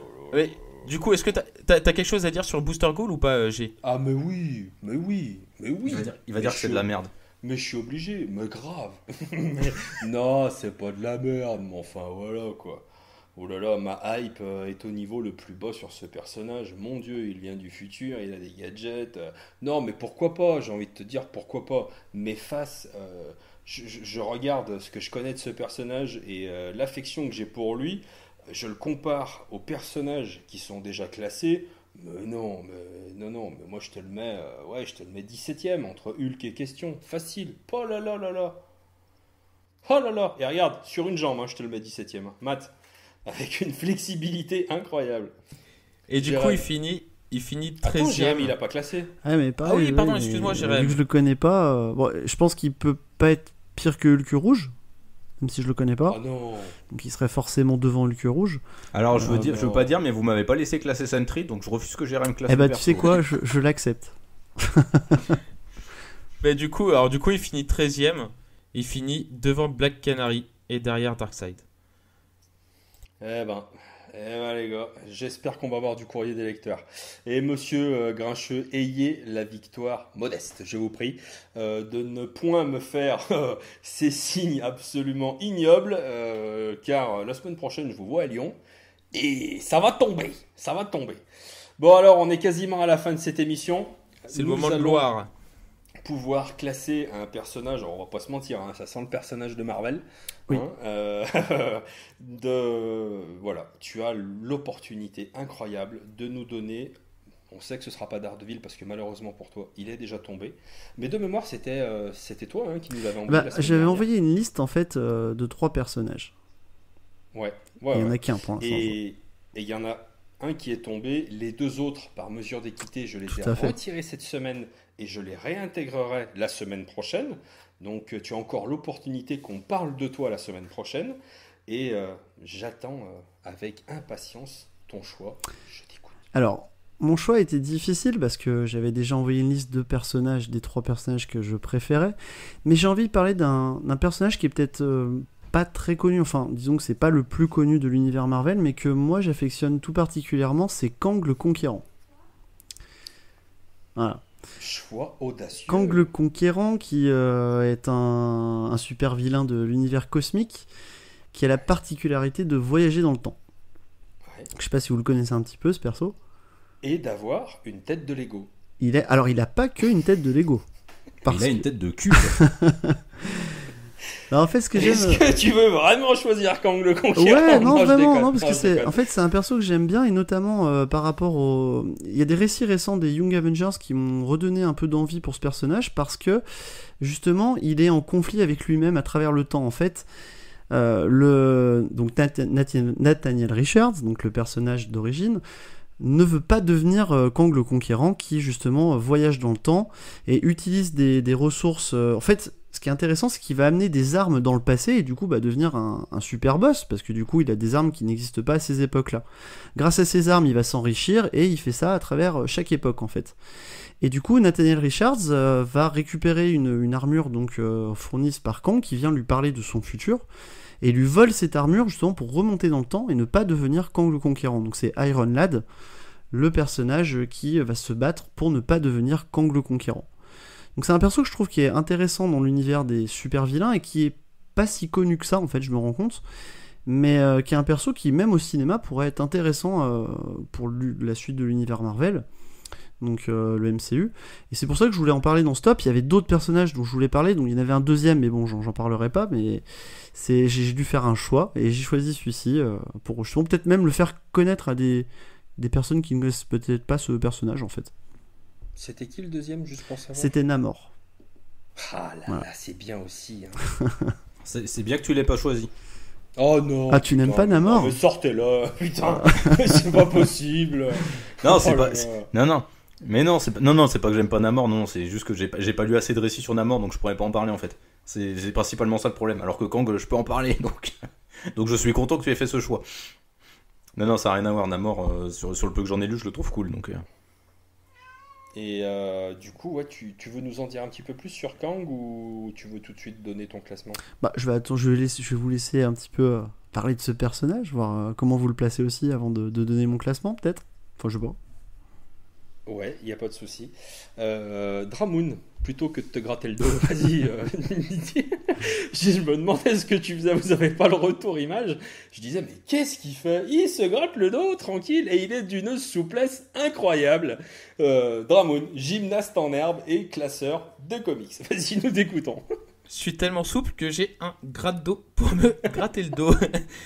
Non, mais c'est vrai que. Mais moi, je le connais très peu, mais c'est vrai que du peu que j'ai lu, c'était assez sympa. Moi, du coup, je le connais sous sa forme Iron Lad dans la version du coup des jeunes Avengers. C'est surtout là où je l'ai découvert, parce que je le connaissais pas trop, et après, je me suis un peu intéressé.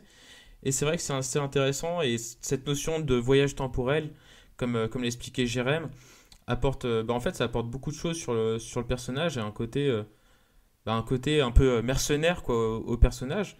Donc c'est vrai que quand tu dis qu'il pourrait être introduit dans le MCU, En fait, c'est vrai que c'est un personnage que j'aimerais bien voir traité dans le film pour voir aussi ses interactions avec les autres parce que moi j'ai pas vraiment le sentiment que c'est un méchant quoi. C'est ni un gentil ni un méchant. Moi je le vois comme un mercenaire quoi, tout bêtement. Donc non, franchement c'est un bon choix quoi. Et en plus un personnage à faire connaître à pas mal de personnes. Comics grincheux. Et que dire de plus? Kang, c'est un personnage très intéressant. Moi, je l'ai découvert avec le travail de Rick Remender dans Uncanny Avengers. Et c'est un personnage que j'ai tout de suite beaucoup aimé. Il a vraiment plusieurs facettes. C'est ça, c'est pas vraiment un méchant, c'est pas vraiment un gentil. C'est un personnage, on sait jamais sur quel bord il est en train de jouer. Il est toujours multifacette. Il a en plus plein de versions différentes selon la période temporelle d'où il provient. Et ça donne un côté hyper intéressant et encore plus multifacette du coup au personnage. Parce que chacune de ces versions différentes est hyper différente dans sa personnalité, dans son état psychologique et dans son positionnement vis-à-vis du bien et du mal. Du coup, c'est vraiment un personnage hyper intéressant. Je trouve que il a été pas mal présent dans certaines histoires ces dernières années. J'ai juste un problème avec le perso. Je trouve que souvent, il est un peu trop facilement utilisé par les scénaristes pour faire des histoires sans queue ni tête, pour aller foutre du voyage dans le temps. Et je trouve que c'est un peu tout le problème du personnage. C'est un problème récurrent avec les personnages qui voyagent dans le temps. C'est que si le scénariste l'utilise de manière complètement maladroite, ça fout un peu en l'air les histoires. Et du coup, je trouve que c'est un peu dommage. Et il y a certains scénaristes qui n'arrivent pas justement à jouer sur cette dualité qu'il a en lui.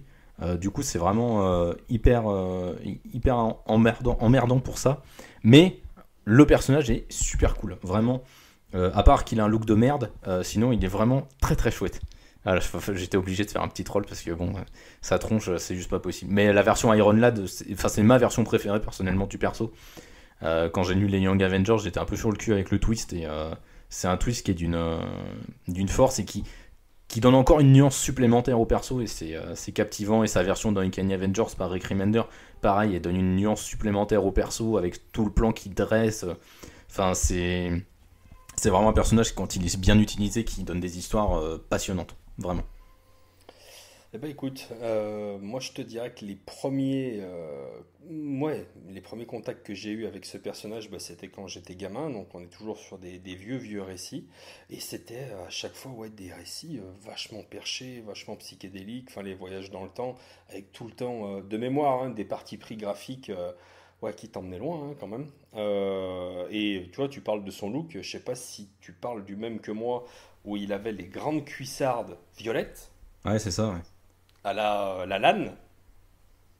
Et t'as envie de te dire, putain, pour un mec qui voyage dans le temps, il a pas pris la mode de la meilleure époque. Mais enfin bon. Mais tu sais pas comment est la mode dans le futur. Ils ont peut-être des goûts de merde dans le futur. Si elle est comme ça. T'es content de pas y être hein? C'est chaud la cuissarde violette quand même. Ça va pas sur tout le monde, on va pas se mentir. Mais voilà, après moi je connais pas énormément de trucs sur ce personnage. J'ai lu le truc avec les Young Avengers et j'avais vraiment aimé. De mémoire, il est sur le dernier jeu Lego, Marvel Super Heroes 2. Ouais, c'est lui le méchant, je crois. Ouais, c'est lui le méchant, ce qui était assez sympa. J'aimerais bien voir le personnage un petit peu plus développé, différent. Il y a moyen d'en faire autre chose, voilà. Et typiquement, j'aimerais bien qu'il y ait un bon scénariste qui se penche dessus et qui nous fasse une bonne histoire avec un bon méchant un boss final, pour le coup, qui serait Kang, et un petit peu plus actualisé encore. Mais globalement, je l'aime bien, mais honnêtement, sans plus. C'est pas fifou non plus. Ça fait pas partie de mes préférés. Est-ce que vous voulez que je vous donne mon classement, puisque je sens que je vais être le plus méchant? Allez, vas-y. On t'écoute. Kang. Ah là là là là là là là là là là là là. Ah, je peux pas le mettre au-dessus de Darkseid, mais c'est pas possible. Ouais, je le mettrais 13e. T'es pas si méchant que ça parce que moi je le mets 13e également. Je le mets entre Darkseid et Booster Gold. Moi je le foutrais 12e alors. Tu le mets entre Thor et Darkseid, toi. Ouais. Et Jérém? Pour le faire remonter, je vais le mettre premier. Hein. Oh là là. Et je vous pisse au cul. Il faut le rajouter, ça. Et il finit 10e. Eh ben, c'est pas mal. C'est pas mal. Eh ben, c'est pas mal. Je pense qu'on n'aurait jamais dû révéler ce qu'on appelle la technique Yanda dans le milieu. Ouais. parce que on finit vraiment avec du 1 quoi, tu foutage de gueule, faut le dire. Oh, on apprend vite, on apprend vite. Simon. Non, mais après, 10ème, c'est pas choquant non plus, quoi. Non, c'est bien. Non, c'est bien. C'est bien. Pour un perso de merde comme ça, c'est bien. Non, il fallait que je termine avec une merde. Après, bon c'est Simon, au-dessus de cerise. Hein. on est. C'est au-dessus de on Hulk est en- rouge. Vos gueules. On est en fin d'émission. On va être en dessous des 2 heures, ce qui est pas mal. On a réussi à raboter 20 Alors, minutes. on a gagné par rapport à une la- demi-heure. Putain, on est bon. Est-ce que tu veux nous faire un petit rappel du classement avant Avant qu'on fasse se la quitte. conclusion? Oh, mais oui. Je fais le classement dans quel ordre? Oh bah alors là, mon pote, tu le C'est fais moi qui comme vois. tu as envie. Bah ça me fait plaisir alors. Eh ben on commence en premier par le meilleur. En numéro 1, nous avons donc Batman, suivi par Nightwing, Daredevil, Batwoman. En numéro 5, Spider-Man. Vient ensuite Thanos, Susan Storm, Flash en version Wally West, Sentry. En 10e position, Kang le Conquérant. Vient ensuite Edward Nygma, ou le Sphinx, ou l'Homme Mystère, ou The Riddler. Vient ensuite Thor version Odinson, puis Darkseid, puis Booster Gold. Et en 15e position, on a Black Canary, puis Hulk Rouge, Merci G. Vient ensuite Reverse Flash, Hulk, Question. Et enfin, en 20e, la meilleure, la plus fabuleuse des super-héroïnes, Cerise. Qui avait Merci, l'opportunité de passer devant Hulk Rouge, mais Ouais. G n'a pas Mais G a tout saisi foutu en l'air. cette opportunité. Et oui, car G est une merde en mathématiques, donc voilà. Non, G est une merde. Mec, quel enculé. C'est la fin de cette émission. C'était un plaisir d'avoir les comics de Jérém à nos côtés. Si vous ne connaissez pas ce youtubeur, je vous invite vivement à aller découvrir sa chaîne Les Comics de Jérém. Vous savez, sur YouTube, des gens qui parlent de comics, on est beaucoup et il y a plusieurs styles, plusieurs façons différentes. Vous avez des gens qui vont expliquer des personnages, des gens qui vont vous faire des reviews, et puis il y a des gens que j'aime tout particulièrement qui vont parler des comics qu'ils aiment avec simplicité, passion, beaucoup de cœur et qui vont vous faire passer un bon moment avec eux pour parler à un moment donné d'un personnage, d'un comics, d'une époque qu'ils ont particulièrement aimé. Tout à l'heure dans ma présentation, j'avais fait un petit trait d'humour sur ta voix, mais je trouve que c'est vraiment un atout incroyable que tu as, parce qu'à chaque fois que tu parles d'un comics, j'aime le ton de ta voix, j'aime ta prestance, ta présence, et de la manière dont tu réussis à emmener les gens qui écoutent tes vidéos avec toi dans ton univers, et à quel point tu réussis à chaque fois à me donner envie de découvrir le comics qui, toi, t'a fait trembler. Si j'ai lu du Daredevil, c'est grâce à toi, parce que tu m'as donné envie de lire du Daredevil. Voilà, c'était un immense plaisir que de t'avoir dans cette émission, une immense fierté. J'adore tout particulièrement ton travail, et j'invite vraiment les gens à aller sur YouTube, à s'abonner à la chaîne des comics de Jérém, et à découvrir un youtubeur qui fait un boulot avec le cœur. Et voilà, j'aime ta façon de faire, ta façon de travailler, ta façon positive, et c'est voilà, je vous invite vraiment à aller voir sa chaîne. C'est un mec super, et dans une semaine on se voit au Lyon Game Show du côté de la Comic Gone. On va se boire une bière et ce sera un véritable plaisir. Merci beaucoup. Ça me fait, Bah, je t'en vraiment prie, c'est super sincère. plaisir. C'est sincère. Comme d'habitude, mes chers amis, je vous invite à envoyer vos listes de personnages à letop@lescomics.fr. Envoyez-nous les personnages que vous voulez nous voir classer, nous voir détruire, nous voir pourrir, nous voir aimer. Est-ce que vous avez encore envie de nous voir nous entrechoquer, nous étriper avec les personnages que vous aurez choisis? Je le crois, je l'espère. N'hésitez pas à nous les envoyer à letop@lescomics.fr. La prochaine fois, nous nous retrouverons certainement au mois de novembre avec un nouvel invité, des nouveaux coups bas, quelques coups de pute, mais beaucoup d'humour, beaucoup de passion, beaucoup de simplicité dans ce top qui est un petit peu le vôtre. C'était le top des comics épisode 2 et on vous dit à très bientôt. Salut. Salut.